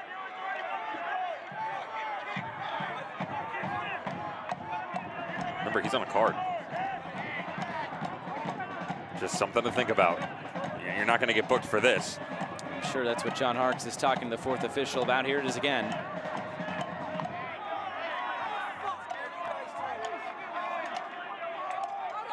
I mean, the argument from the sideline is, how does he follow through? The goalkeeper's reaching his arms out. Little step through from the striker. You can't blame Evan Conway for trying to go for the ball there. But was that extra step necessary? You can argue that. If I'm a striker, I'm stepping in for that ball. Okay. Because in a split second, I can't tell as to whether or not both hands are on the ball and he has control. It happened that quick. It did. But I can understand also why John Harkes is lobbying for his goalkeeper. He's got to protect him, right? Absolutely. But you better believe that that conversation with the referee was, once I let you go, twice as a card, that's your third infraction. There will be no more. And you wonder how much longer Conway maybe stays on here, with that being a conversation I'm sure Jay Mims is having with his assistants. Another whistle. This might start to get a bit chippy in this second half. Greenville unhappy with the situation, of course. Omaha trying to see this one out on their home field. And Aaron Walker got stepped on by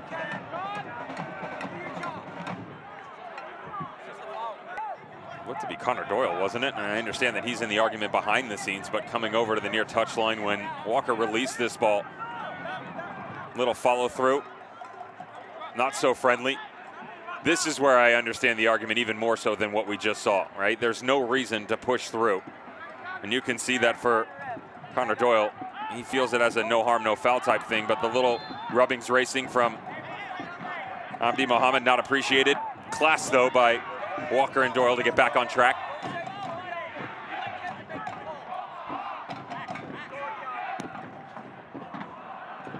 Lofted over the top, Mohammed on the first time. Dribbles it out of play.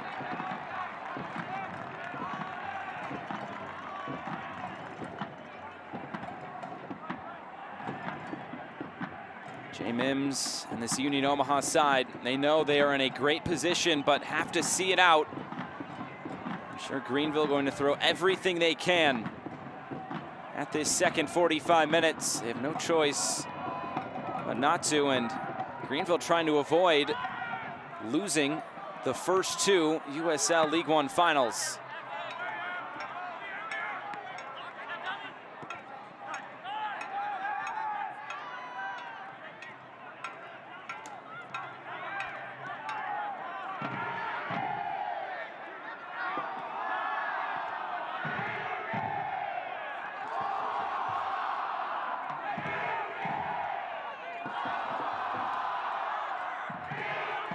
In case you didn't know where the game was being held. Yeah, just wanted to Dear Lord, the Parliament. make sure.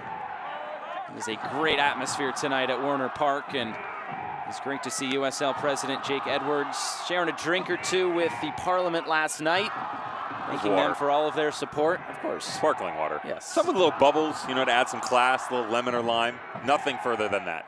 I'm a soda water guy, so I'm good with that. Are you? Yeah. Pellegrino? No, not that fancy. Okay. We'll work that into the budget next season. Sure.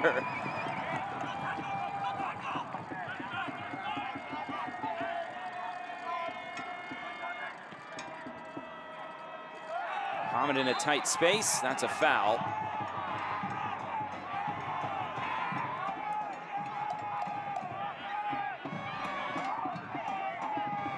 I like this kid, man. He's a good player. The first time I saw him, just kind of one of those guys that he's a head turner of sorts, right? Coming over from Spain. That's a Barcelona Girona Youth Academy player that comes to America, bounced around the collegiate scene.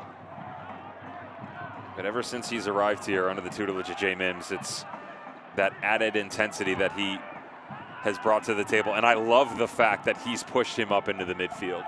That's not a knock on Jake Krul, but when you look at what you get when you flip the positions, if you keep Viader deeper, you still get the quality on the defensive front, but the glimpses you're going to get as he moves forward aren't going to be as often, right? So you push him up a little bit higher. Krul can handle his own, but you've still got the weak side support from Viader to step back and help out, and yet when you move the other direction, speed, vision, combination play, he's got it all. That's the type of player that when we talk about the opportunity for guys to transition from League One to the championship, he's one of the guys that could be right at the top of my list. And there it is, Lachlan McLean coming on, and it's a like-for-like substitution, taking out Marios Lomas. So his 2021 season has come to a close with 15 goals. It's the Australian coming on for the Dutchman. To finish up that point of Viader, it's interesting that he came in, he was more of an attacking-minded player alongside Sosa, who's on the other flank. So you have two attack-minded fullbacks, and it's no secret that they like to get up into the attack, provide service. A year ago, they had the most crosses, not just in USL League One, also in the USL Championship. Here's Polak. Hemmings lays it off for Walker. Now Mohamed. Barr trying to fight through. He was brought down. This will be a free kick to Greenville. And Krul not pleased about that decision.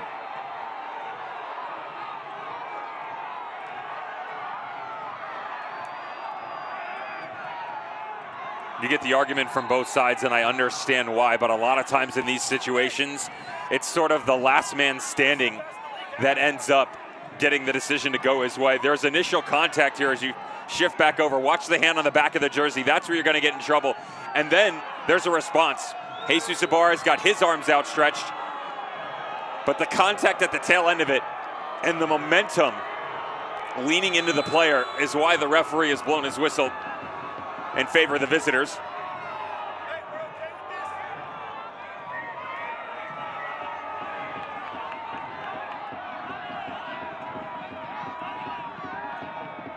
And the home fans don't like it, and I can understand it, but the other side of it is if you do blow this for Omaha, you are going to have an irate squad on the other side as well, right? This is a tit for tat where you're damned if you do and damned if you don't.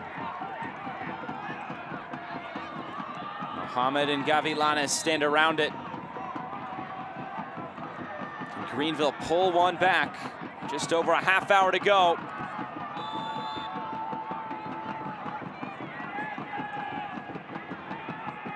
It'll be Gavilanes to serve it in. Didn't get it by the first man. As far as Pilato. Greenville keep it in. Flipping this forward, and it bounces, it's spilled by Nuhu. McLean had already gone past Nuhu.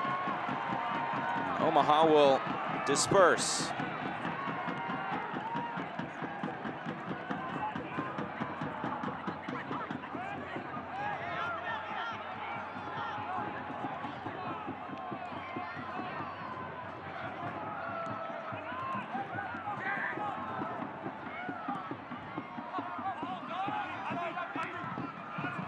First touch there by Greg Hurst.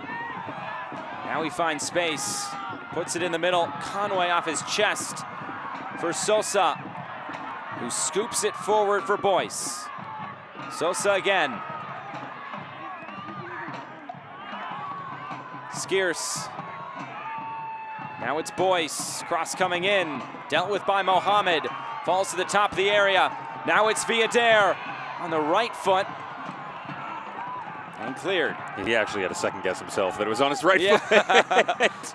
And he's so good with his left. You don't often see him cutting back to the weak side. But giving themselves 2, 3, 4, 5 different looks It's the beauty of the system that is Union Omaha. Just watch the ball constantly moving. And Greenville at their best, you see a lot of rotation. You don't always see the exact same from Union Omaha, but when they're really clicking, the way that they siphon in and out of the channels, the quick little one-touches, and honestly, it really becomes an artistry when they start to move 20, 25 yards from that. That was a really good look at it where it's, 7, 8 players involved in the attack, 15 different touches, little flick up over the top, right side, left side, down through the middle.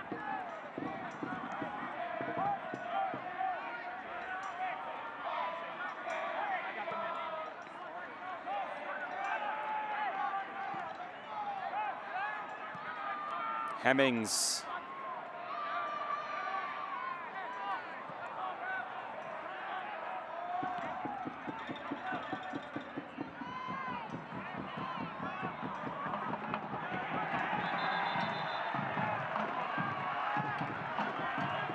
Right at the hour mark, it'll be another throw-in for Union Omaha. With Devin Kerr, I'm Josh Eastern, USL League One final, 30 minutes to go from Werner Park. The regular season champions are closing in on another title.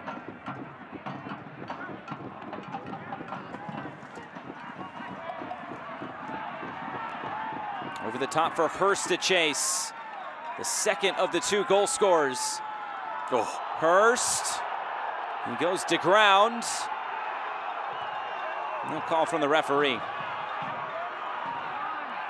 I see the argument though from Evan Lee. He's saying if you don't think it's a foul and the player goes to ground, asking for a penalty on his own, why aren't you carding him?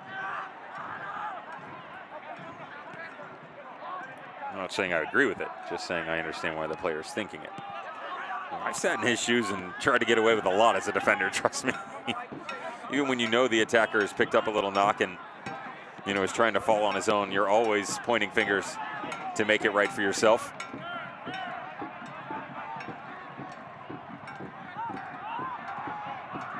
Now this midfield battle, Josh, it's not there, right? Every single way that you look, there's a black jersey. As you move to the left-hand side and the drop in by Lachlan McLean, which does give you another option in the midfield. There's no extension from Pilato. He's too late to react, and that's sort of how it's been really the entire match as Sumanu gets himself into trouble. Couple of passes and never truly the next step that you're expecting out of Greenville Triumph. As great as they've been this season, they've really struggled here tonight. Osumanu into the book. Another strong foul on this near side. Villader will see himself go into the book. Talk about this match getting a little bit chippy, and that's how Kevin Broadley can gain a bit of control over this second half, is starting to deal out some yellow cards. And this is more persistent infringement on the challenge by Villader against Abdi Mohammed. Yes, it's a foul, but just as he follows back through here, there's no real malintent. He just connects on that left leg of his. No contact on the ball, the follow through, grabs the knee.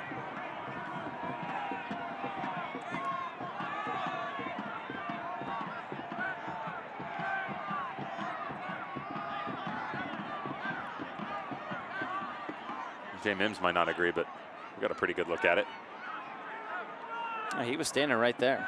Well, he's going to fight for his guys, right? Ref, there was no contact. I didn't hear anything. He's got the best seat in the house for that. It's Mohammed and Gavilanes who stand over it again. Set pieces, of course, so important in these sorts of matches. Mohammed will provide the service, bounces once, and into the hands of Rashid Nuhu.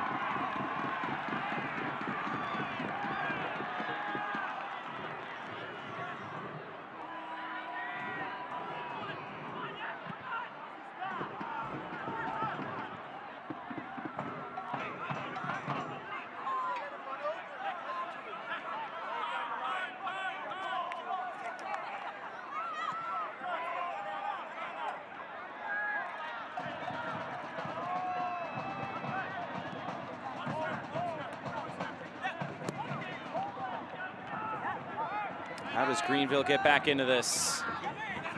Already one sub used with Lomas off, McLean on.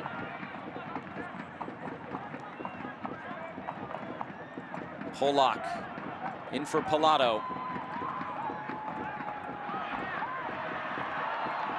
Bad deflection. This will turn into a counter-attacking opportunity. It's Conway who's brought down. That's an easy yellow card. It'll come for Max Hemmings.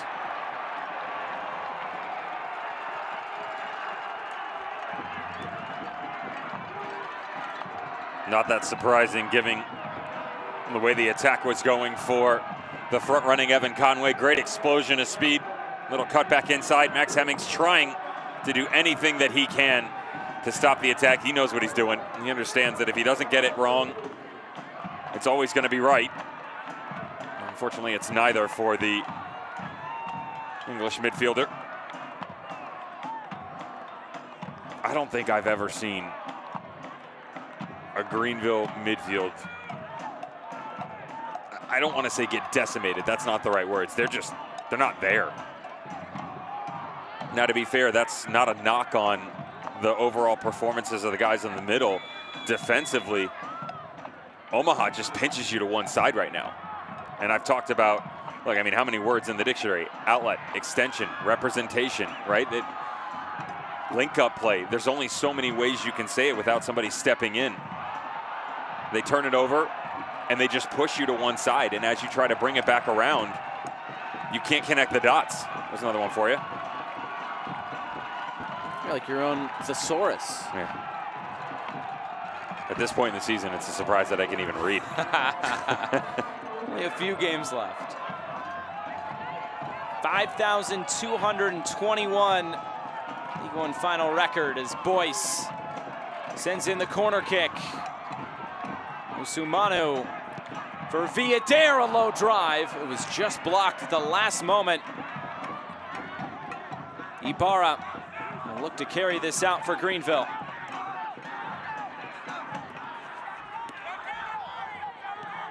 Ibarra trying to play it through. McLean did not get good contact on that shot. That was a little bit better there from Greenville.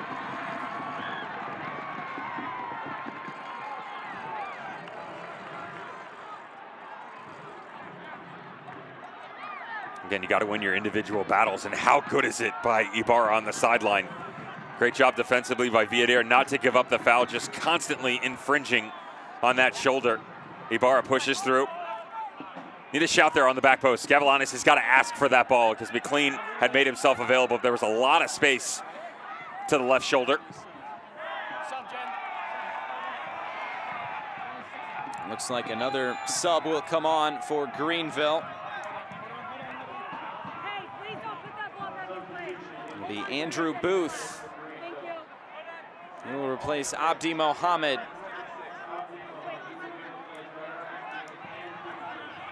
Second substitution utilized by John Harkes.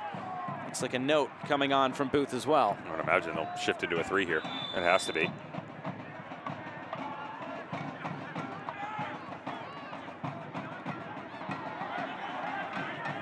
I mentioned that I wanted to see Andrew Booth because of his capability, speed-wise, and the technical prowess that he'll bring to the game. I'm surprised he didn't make the change sooner, but still plenty of time for them to get on the ball a bit more, regain control. Now you have Hemmings, Booth, and Walker. No excuses now. Conference USA Midfielder of the Year while at FIU, Andrew Booth. The latter stages of this USL League One final.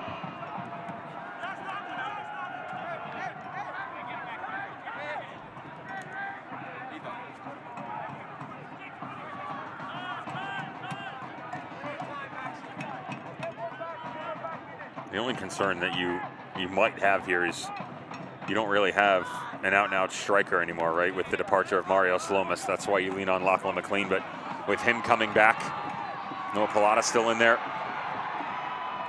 Villadere fizzles one out wide for Boyce, who somehow controlled it. Sosa trying for a crafty pass that eventually falls to Doyle. Flipped up over the top for Boyce again. Lee stuck his head in to concede another Omaha corner kick. It's a lot of ball carriers on the field for John Harkes right now in Greenville Triumph. Booth, Walker, Hemmings, Pilato, Ibarra, Gavilanes, even McLean up top. No true natural number 9, but at this point in time, they'll take it any way that they can get it. And they've got to regain some of this control on the interior. Here's Boyce, the outswinger. Falls to the top of the area. Another one flipped in. Failed clearance. Christensen under some pressure here. It falls and the whistle comes before it's stabbed home. And a feeling that was coming. And a free kick back to Greenville. I'm a little surprised Christensen doesn't attack this a bit more direct, because Hurst, he's almost straight up. And that's the argument here. On the back end of it, it's that little contact right there coming into it. A lot of goalkeepers you'll see lean with the knee, come out with momentum, really take command of their box. Greg Hurst times that a bit differently. If he steps in 1 second sooner and then goes straight up, Josh, it's no foul.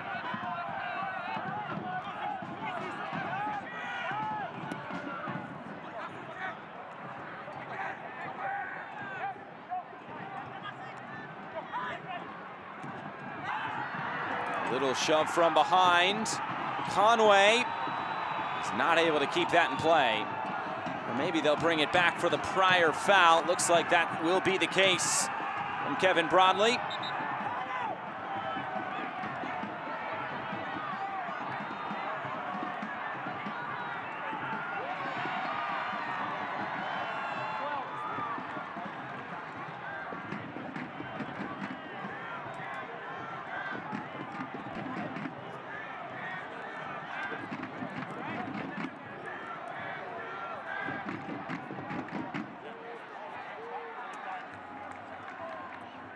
Another look at it here. Well, they just should have yelled at Evan Lee for his challenge on Greg Hurst. Can't really argue it, can you? Lean in. Frustration for the center back. His 24th appearance on the season. How good has this unit been with Brandon Fricke, Evan Lee, Tyler Polak, Abdi Bahamid, really the 4 of choice over the second half of this season. Talked about all the injury rows, and Greenville Triumph finally getting everybody back. The opportunity for John Harkes to have the full team sheet selection. They've made the most of it down the stretch here. Beautiful run to position themselves in second place. That shutout streak that was ended in the first half by Evan Conway in the 7th minute, all the way back when. More contact. Well, the last time this team gave up a goal, September 25th. And now all of a sudden trying to chase down 2 with inside 18 minutes to go. Another free kick, another look at it here.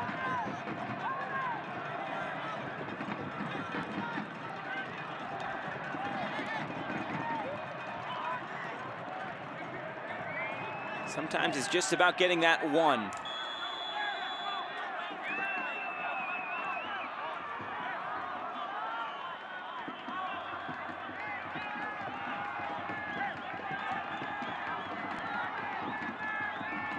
Walker will curl this in towards the back post area. An easy clearance for Union Omaha.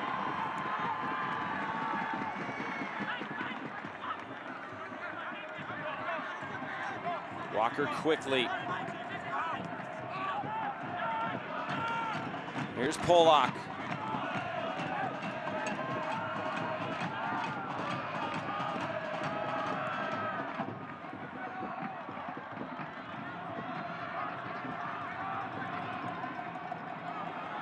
Now Boyce couldn't get around Polak. McLean was trying to put pressure on Sosa. Ibarra off his chest. Ibarra nearly lost his footing, able to keep it. Pilato just skies this. Sosa off his chest. That ball apparently stayed in play. Here's Polak. They're trying to break the lines. It's Booth, and it's saved by Nuhu. Took a deflection there on the cross, and Nuhu, safe hands. Great movement here. Andrew Booth coming back in. We asked for it multiple times. How about the run by the outside back? Little cutback and beautiful vision. This ball makes it back across. It's 2-1. This ball doesn't get deflected. It's 2-1. You still, though, need your goalkeeper to pitch this out of midair. Well done by Nuhu. He's the Golden Glove winner for a reason. This Union Omaha side, the most goals scored in 2021, and the least conceded.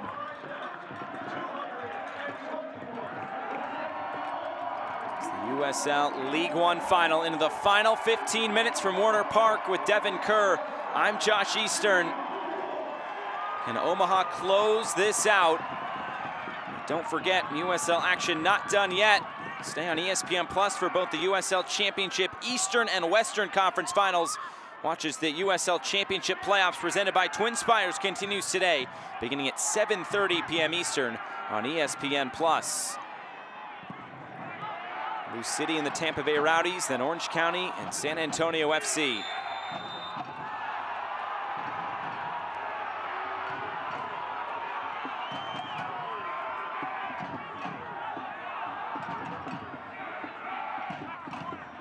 Greenville trying to go quick. Omaha getting bodies back behind the ball to defend. Ibarra.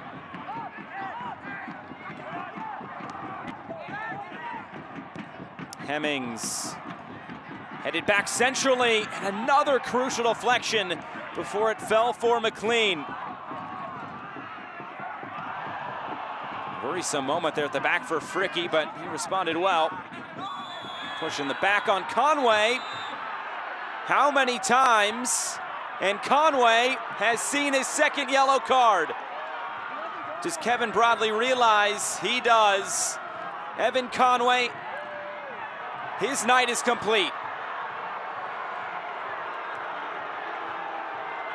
And Omaha will have to see this out with 10 men. We talked about it earlier, and you could see Broadley point to each and every foul. It was coming. You can only do so much here if you're the referee. You gave them ample opportunity to get yourself back in check if you're Evan Conway. First one all the way back in the 11th minute. There it is. That was actually his third infraction on the night on Max Hemmings. You continued. The referee said not once, not twice, not 3 times. At the 55th minute, I said to you, Josh, there's no reason here. You got to be real careful. Now all of a sudden, not only you lost your striker, you're down to 10 men inside 15 minutes to go. Things just got real interesting. Polak will play this short. And now they'll send this in. It'll fall to the top of the area. On the volley, it's out of play. I'm sure there'll be many more chances like that for Greenville coming in these last 12 minutes.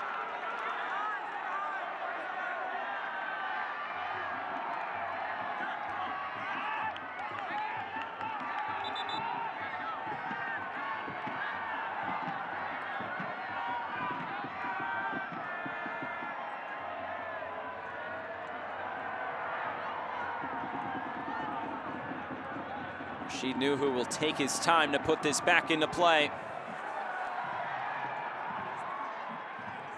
Both these teams trying to get their hands on some hardware in 12 minutes time. Or will we need more if Greenville can mount the comeback?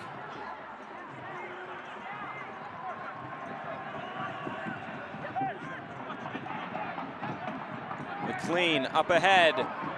Walker. It'll be a corner kick for Greenville. It's Aaron Walker who's starting to get a bit more involved in this game. Just the second corner kick of the match for Greenville and first of this second half.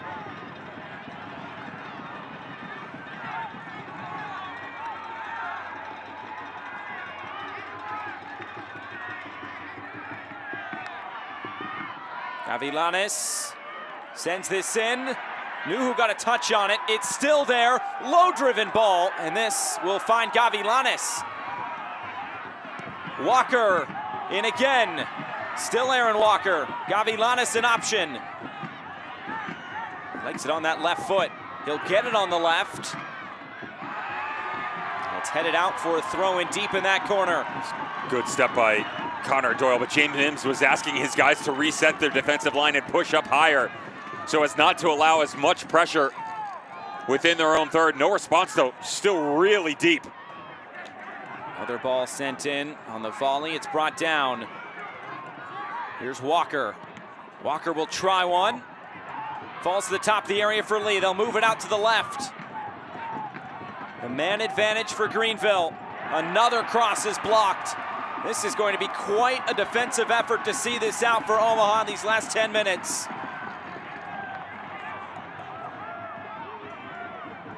Ibarra back heel. And Hurst will just knock this clear.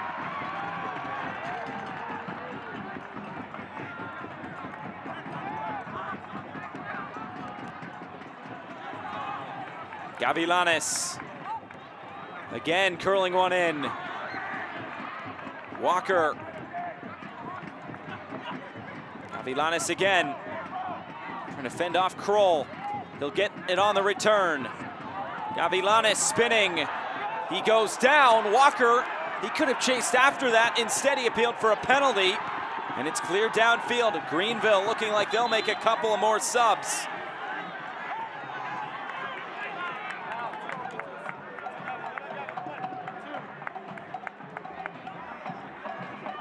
Nico Brown and Alex Morrell. These are the last two substitutions allotted tonight for John Harkes.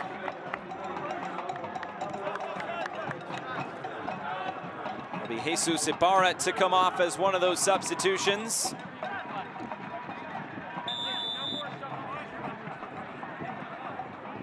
So Morrell is on after a tremendous season a year ago. He's battled injuries, he's battled form. Can he give Greenville a big moment here in the last few minutes of this final?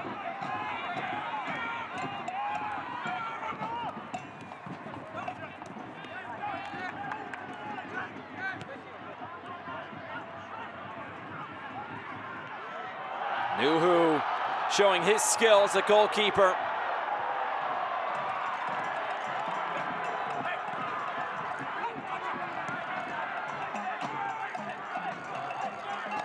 Up tempo here. You really got to go up tempo and try and push as much as humanly possible. They had moved out of the three and started to box this midfield, but the way they're sitting now, spreading things out a little bit. Aaron Walker playing deeper, trying to link up with Max Hemmings on this right-hand side. Good extensions for him. Lotto tried to move it out wide for Brown, unsuccessfully. I'm still with you, by the way, on that little knock at the top of the box as to why the continuation doesn't happen, and to be honest, why a whistle isn't blown. Brown around the corner, now he serves this in! The header is down and wide! Alex Morrell, one of his first touches on the field, was nearly the opener for Greenville.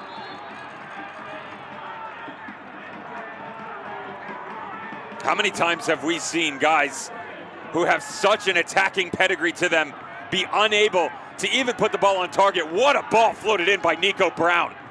I mean, Christmas has come early here on the back post run for Morrell. You gotta hit the frame.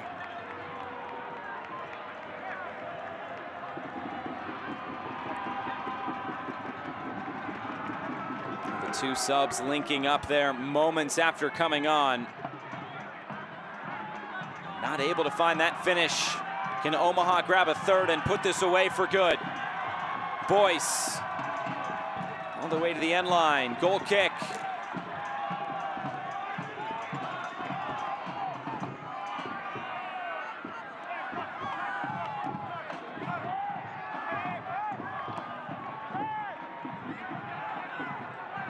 McLean trying to find the run of Morrell. Booth closing down quickly. Out of play, and Omaha will take its time.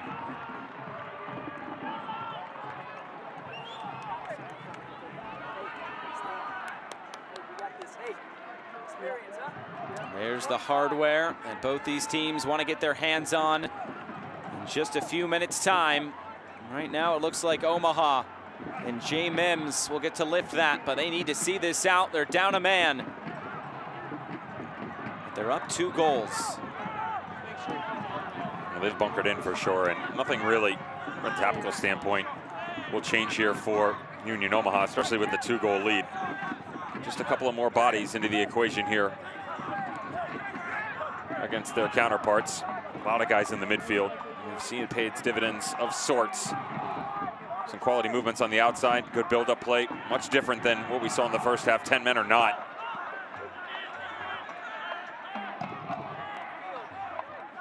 Just never really found their way into this game so far. We've got 5 minutes to do it. Reverse that argument.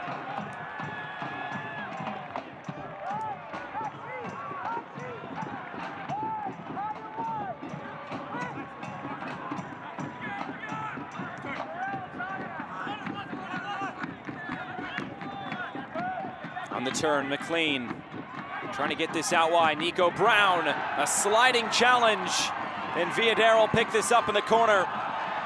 We've talked so much about Villader's offensive prowess. He's showing his defensive abilities as Omaha try to close this out.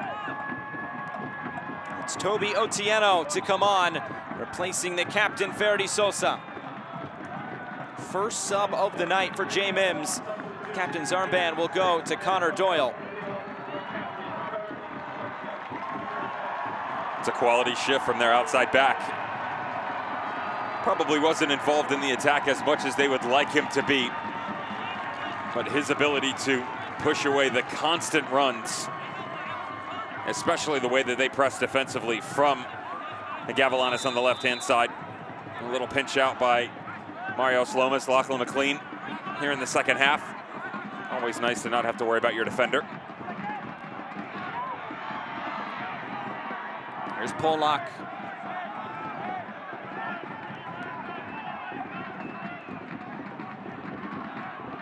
Booth for Polak. Sending it in back post. Somehow that's kept in play. All the way to the top of the area, Polak. Morel for Polak again. Gets this in for Walker. Walker on his left foot. It's blocked down by Doyle. And retrieved by Hurst. Morel again. 3 minutes to go plus stoppage time. Cross comes in. It's brought down and it's put out of play. Another chance in the 6-yard box for Greenville, and they're not able to convert. Once again, coming out of the talking points of the fact that they haven't been able to hit the frame, Josh. That's the bigger concern here. Even though they've worked their way back into this, they have yet to hit the target and challenge Rashid Nuhu all night long. This is much more difficult. Yes, you've got the defender on the back shoulder and Jake Krull, but still, at some point in time, when push comes to shove, a couple of minutes to go in this game, someone's got to step up and take the bull by the horns. Just 1 shot on target tonight out of 9 total shots for Greenville. It came in this second half. For Union Omaha, 3 shots on target, but none in this second 45 minutes. To be fair, they haven't needed it. Remember, though, that was really what went on in the last game when Greenville came and won 1-0. They did not allow Union Omaha to hit the frame at all. Instead, it was the other direction. 13 shots for the home squad, but only 2 hit the target. It's Greg Hurst wide. Was about to put it away for Union Omaha. And if you'll remember back to that 2019 final, it was Greenville who were on the front foot. They had the better chances. Somehow they didn't score in that game past Kyle Zobek. It was North Texas's title that year. And again, Greenville trying to find a goal here tonight. They have not scored in the USL League One final in 2 attempts. Well, this last 15 minutes was basically the entire 45 of that final, Josh. I remember sitting with you. It was just wave after wave of attack. And unfortunately for Harks' boys, it's taken the opposing squad to go down to 10 men. Changes in the midfield, changes up top. And yet still, even though we're starting to see some chances, they still really haven't gone after the goalkeeper.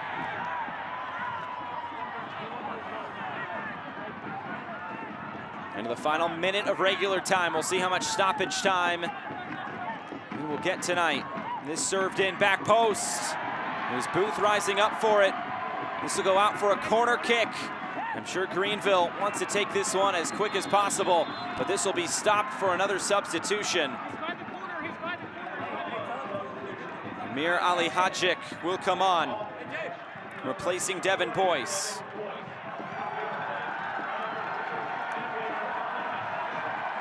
Really hard to be critical of any of the players wearing a black jersey tonight. Grateful for home fans. Clap it up a little bit. He knows that their title is within reach.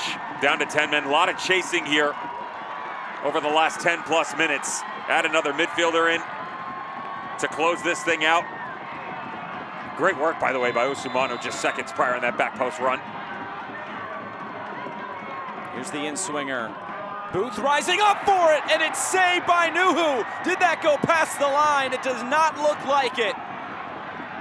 He's right on top of that line. Kevin Broadley came over for a look. 5 minutes of stoppage time, and it's 3-on-2. Omaha trying to put this one away. Ali Hadjik around the corner.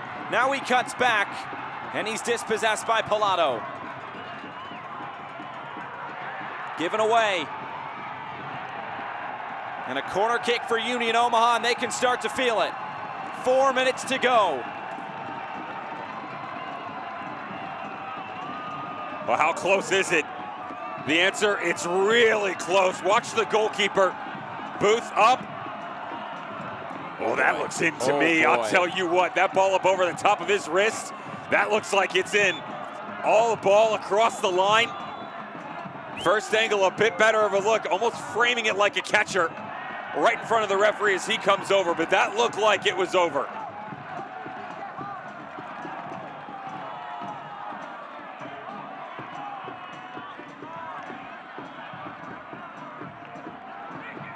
Such fine margins in a game of this magnitude. Thrown into the middle, Otieno. Otieno! Union Omaha put away this final. The regular season champions will be the title holders in the end.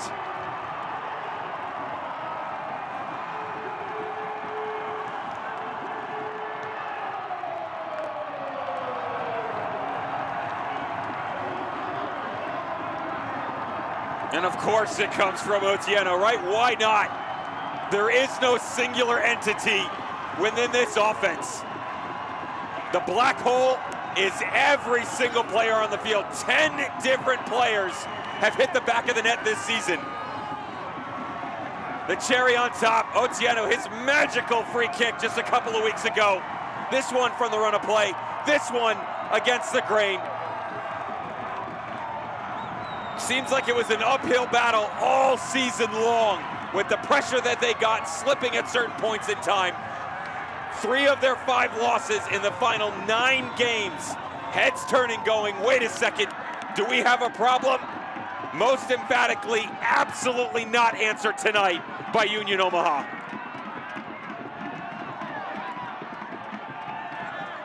Two minutes of the minimum of 5 to go. Greenville will put everything they can into these final 2 minutes.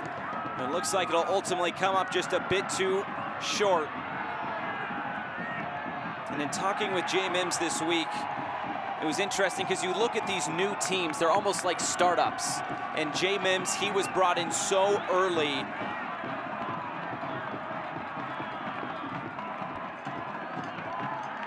And here is the chance just a moment ago for Greenville. Did that go past the line? It looks like it. That's over. I'm sorry. If I have to give an opinion, to me, that's over. But how about the response immediately? Union Omaha didn't allow anybody to make the argument. They went 3v2. There's a challenge on the far side. And the next thing you know, you've got a fresh substitute in Otieno running at 3 different defenders. He did not mind it whatsoever. Up to the task, cut back to the inside, unfavored left foot. That's the 3rd of the night.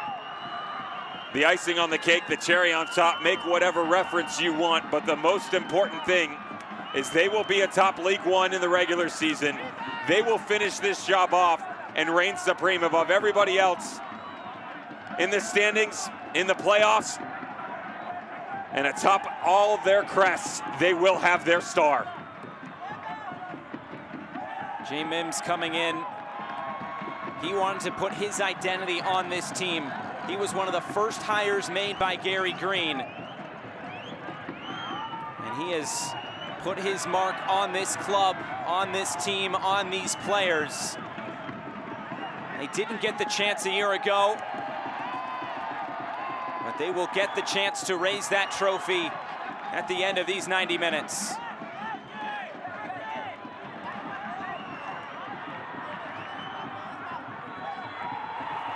It's the Owls who will wear the crown in 2021. Union Omaha, USL League One champions.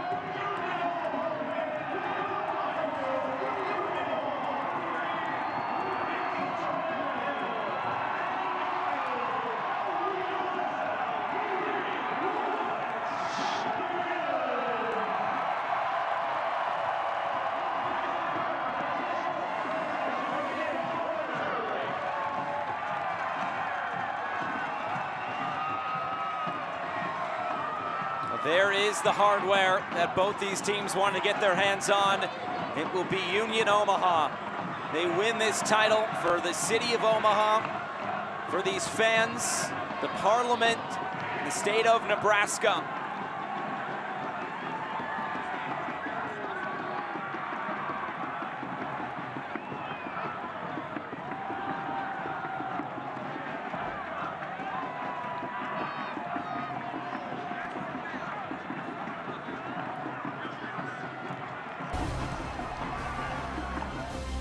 So Union Omaha, a celebration tonight at Werner Park. 3 goals, a dominating performance tonight. We'll come back, we'll see the Owls lift the trophy. It finishes Union Omaha 3, Greenville Triumph 0.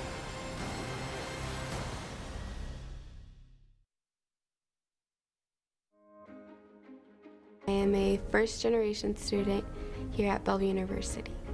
I feel like if I were to have gone to a different university, my experience would have been a lot more stressful and overwhelming, because I feel like I wouldn't have gotten that personal experience that Bellevue University has to offer.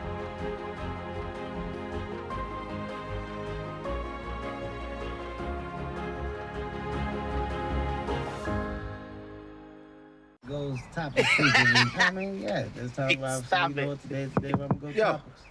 Roll it down. I am. You don't need a car to listen to Sirius XM. You can listen anywhere. You know that, right? What? Kevin Hart's Laugh Out Loud Radio. Kevin, you could use your phone. What?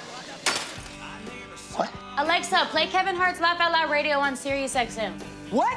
This is how I know you're getting old. I guess that was it. What?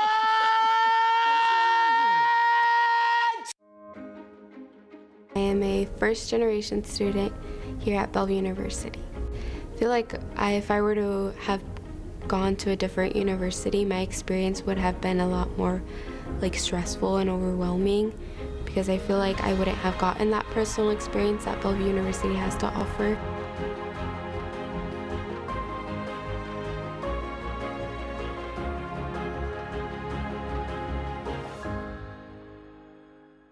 Yeah, hey, how you gon' feel when I take it? How you gon' feel when I take it? We about action.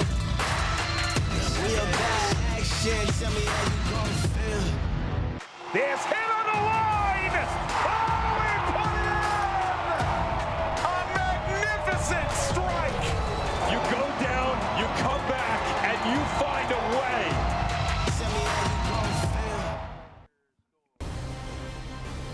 feel. Union Omaha, champions of USL League One. 3-0 winners over Greenville Triumph in this USL League One final. Well, we welcome you back in with Devin Kerr. I'm Josh Eastern. So in the end, they scored 6 goals last week. They scored 3 goals against one of the best defensive teams over these 3 years of USL League One.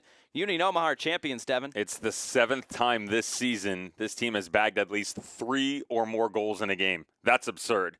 And the fact that they were able to do it at home against probably the best defensive squad in the entire league in the championship game. No home team has ever won in this match. You couldn't ask for a better start, result, or finish to this game. Hats off to Union Omaha. Yeah, Jay Mims and the Owls will raise the trophy at the end of this. And we look at the full-time highlights.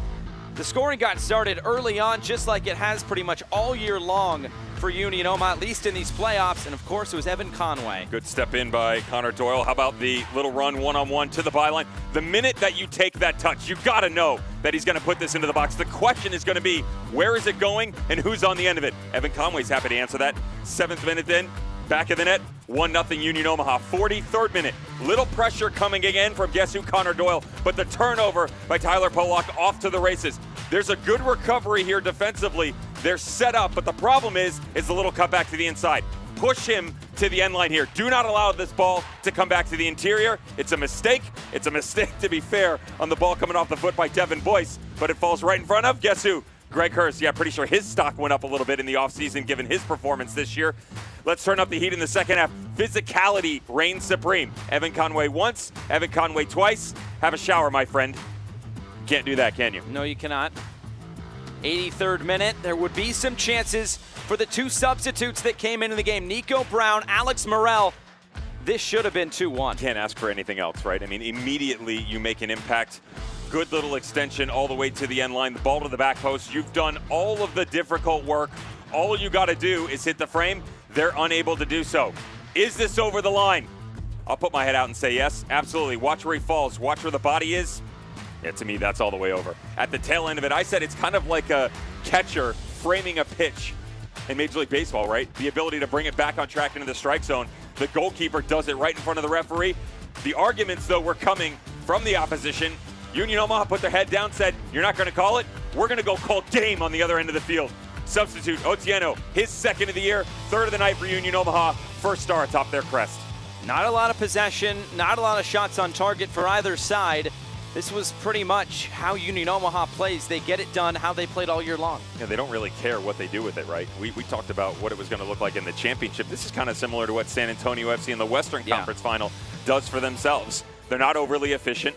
They don't always have the brunt of the possession, but they don't need it, right? They're quick in transition, and they press you high, and they remain constant. Because of that constantness, they are able to regularly find a way to push you off your game. They did it from the first whistle tonight all the way until the end, even when they were down to 10 men.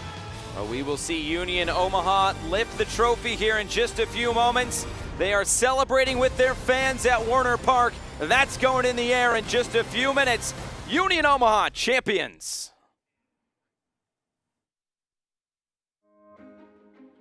I am a first-generation student here at Bellevue University.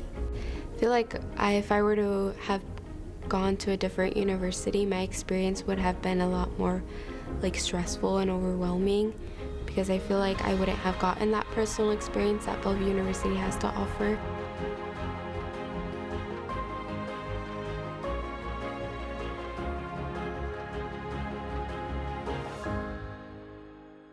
Goes topics.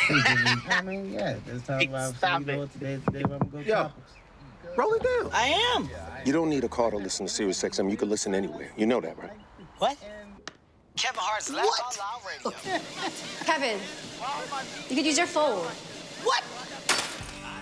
What? Alexa, play Kevin Hart's Laugh Out Loud Radio on Sirius XM. What? This is how I know you're getting old. I guess that was it. What?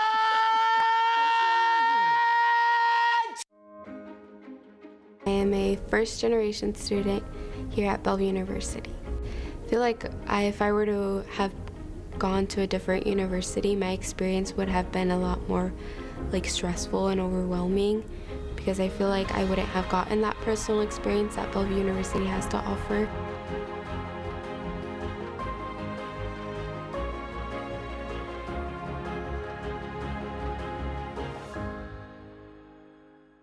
Yeah, hey, how you gon' feel when I take it? How you gon' feel when I take it? We about action. We about action. Tell me how you gon' feel. There's hit on the line! Oh, he put it in! A magnificent strike! You go down, you come back, and you find a way. Tell me how you gon' feel. Greg Hurst holding the belt that has become, I guess, some sort of prize when these two teams get together, but that is one of the ultimate prizes for these players is Union Omaha 3-0 winners over Greenville Triumph. And we welcome you back in with Devin Kerr. I'm Josh Eastern. So we talked about this Union Omaha side. They were so successful this year, most goals, least conceded, regular season champions, now final winners. But this Greenville Triumph side, they got the title in their hands a year ago. They've been to the final twice. What do we make of this 3-year stretch from John Harkes in Greenville? It's magnificent. It's unprecedented. Some would look and say, well, it's League One and it didn't exist. Yeah, but somebody had to step up and take the reins, right? Somebody had to be that ever-steady constant for other people to chase down. It happened to be Greenville Triumph. You can't take anything away from what they've been able to accomplish over the past 3 seasons, right? It's the final in 19, the loss to Texas. They take it down last year. Covert or not, they still deserve that star. Okay, now you can hear arguments from Union Omaha. They didn't get an opportunity to play the game. They still did their body of work within the regular season, and they deserved it. So when you came into 21, what's the next step going to be, Josh? You didn't know, to be fair, even midseason. This team dropped all the way down to 7th with all of the injuries and the lack of form. Only 1 win in 12, and yet still made it all the way back to the final. You have to commend their efforts, but there was no denying the home team tonight. Union Omaha were magnificent at the start of the year. They got better as it went on. And once again, we're sitting here going, yeah, shocking, champions. They deserved it. Fully deserved title for Union Omaha. And of course, it was those two guys up top in Greg Hurst, Evan Conway. Evan Conway missed some time this year due to injury. Greg Hurst kind of picked up the slack. And here is Greenville getting their medals. They have been here before as they were in 2019. Obviously, you want to get your hands on some hardware at the end. It's, of course, a fantastic season nonetheless, but again, coming up just a little bit short. It's a tough pill to swallow, right? I've stood in that line. I've gotten the participation medal, if you will. Silver medal. Which a lot of players will call it that, right? Because you work so hard for so long. And in the United States, it's a little bit different, because we have the playoff structure. But even in the regular season, it just wasn't good enough. They were second best, but they had an opportunity here, and they pushed hard. They have been brilliant over this stretch coming into the final. Unfortunately for them, they were outmatched tonight. But to our talking point just moments ago, they have been a guiding light for this city, for the culture, the organization, the entire league, for everybody to look at and go, that's what we want to be like. We want to go get a coach who embodies what we're capable of. We want to make sure that he gets every single player, person around him, not just within the team, Josh, but in the city to buy into what they're capable of. If you are out there and you are within this league already, you are looking at that right there because that is success. Maybe not tonight. Maybe they don't get their second star, but they deserve where they're at. And there is Jake Edwards handing the finalist plate to the Greenville Triumph. Second, first, and second in their first 3 years of existence. There's nothing to sneeze at. This team has been right there at the top each and every year in USL League One. Unfortunately tonight, just not able to raise the trophy that they wanted to in the end. Good amount of Greenville Triumph fans coming over from Greenville, South Carolina. The Reedy River Riot has made noise all year long at Legacy Early College. And of course, we mentioned Tyler Pollock and his close to 40 family and friends in attendance tonight. So many ties for this Greenville side to this city. But now it's time for Union Omaha to grab those winners' medals from Brett Louie, Executive VP in the USL. It'll be led by the head man himself, Jay Mims, who helped build this team. He helped build up the University of Nebraska Omaha prior to his position here. And he epitomizes soccer in this city of Omaha, Nebraska.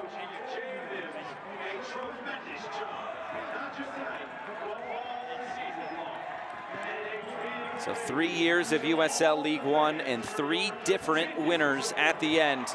North Texas, Greenville, and now Union Omaha. And this is something that they're going to have to adjust to next season. You talked about the preparation coming into this year, showing the video, no complacency. Now, regardless of what you did in 20, because there were still some questions. Yes, they beat Greenville on the road, the only team to do so. Yes, they had an opportunity for the final that never was. But now you're champions. Now everybody's going to look at you every single week, regardless of what your form is. And you're going to be marked men. You're going to have a target on your back. This is going to be another hurdle they're going to have to try and get by. They will be presented with the USL League One trophy. What a moment this will be. See all the photos afterward, the confetti going up in the air. This is the moment that you dream of as a kid, to become a professional and win a final like this. And there is that piece of hardware that Ferdy Sosa's waiting for there in the middle. They're all giddy on the stage already. And the MVP being announced over the loudspeaker at Werner Park. It's Damia Villader. He can put it next to his Defensive Player of the Year honor. We're looking for Dami Villader, and there he is, getting the MVP honors in this USL League One final.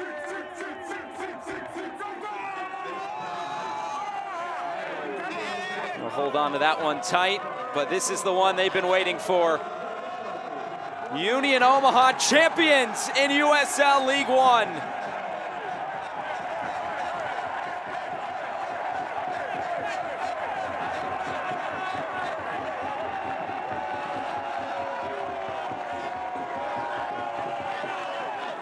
Before we sign off, just want to have a big thank you to everybody that contributed to these broadcasts this year.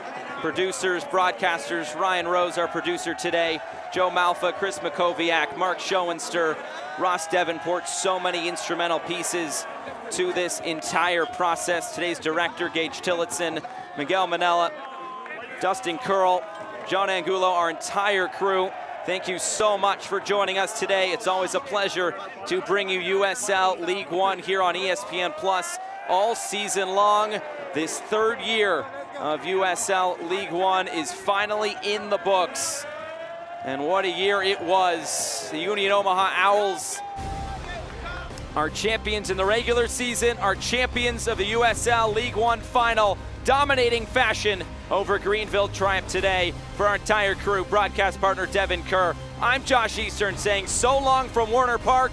3 years of USL League One in the books. We will talk to you next year.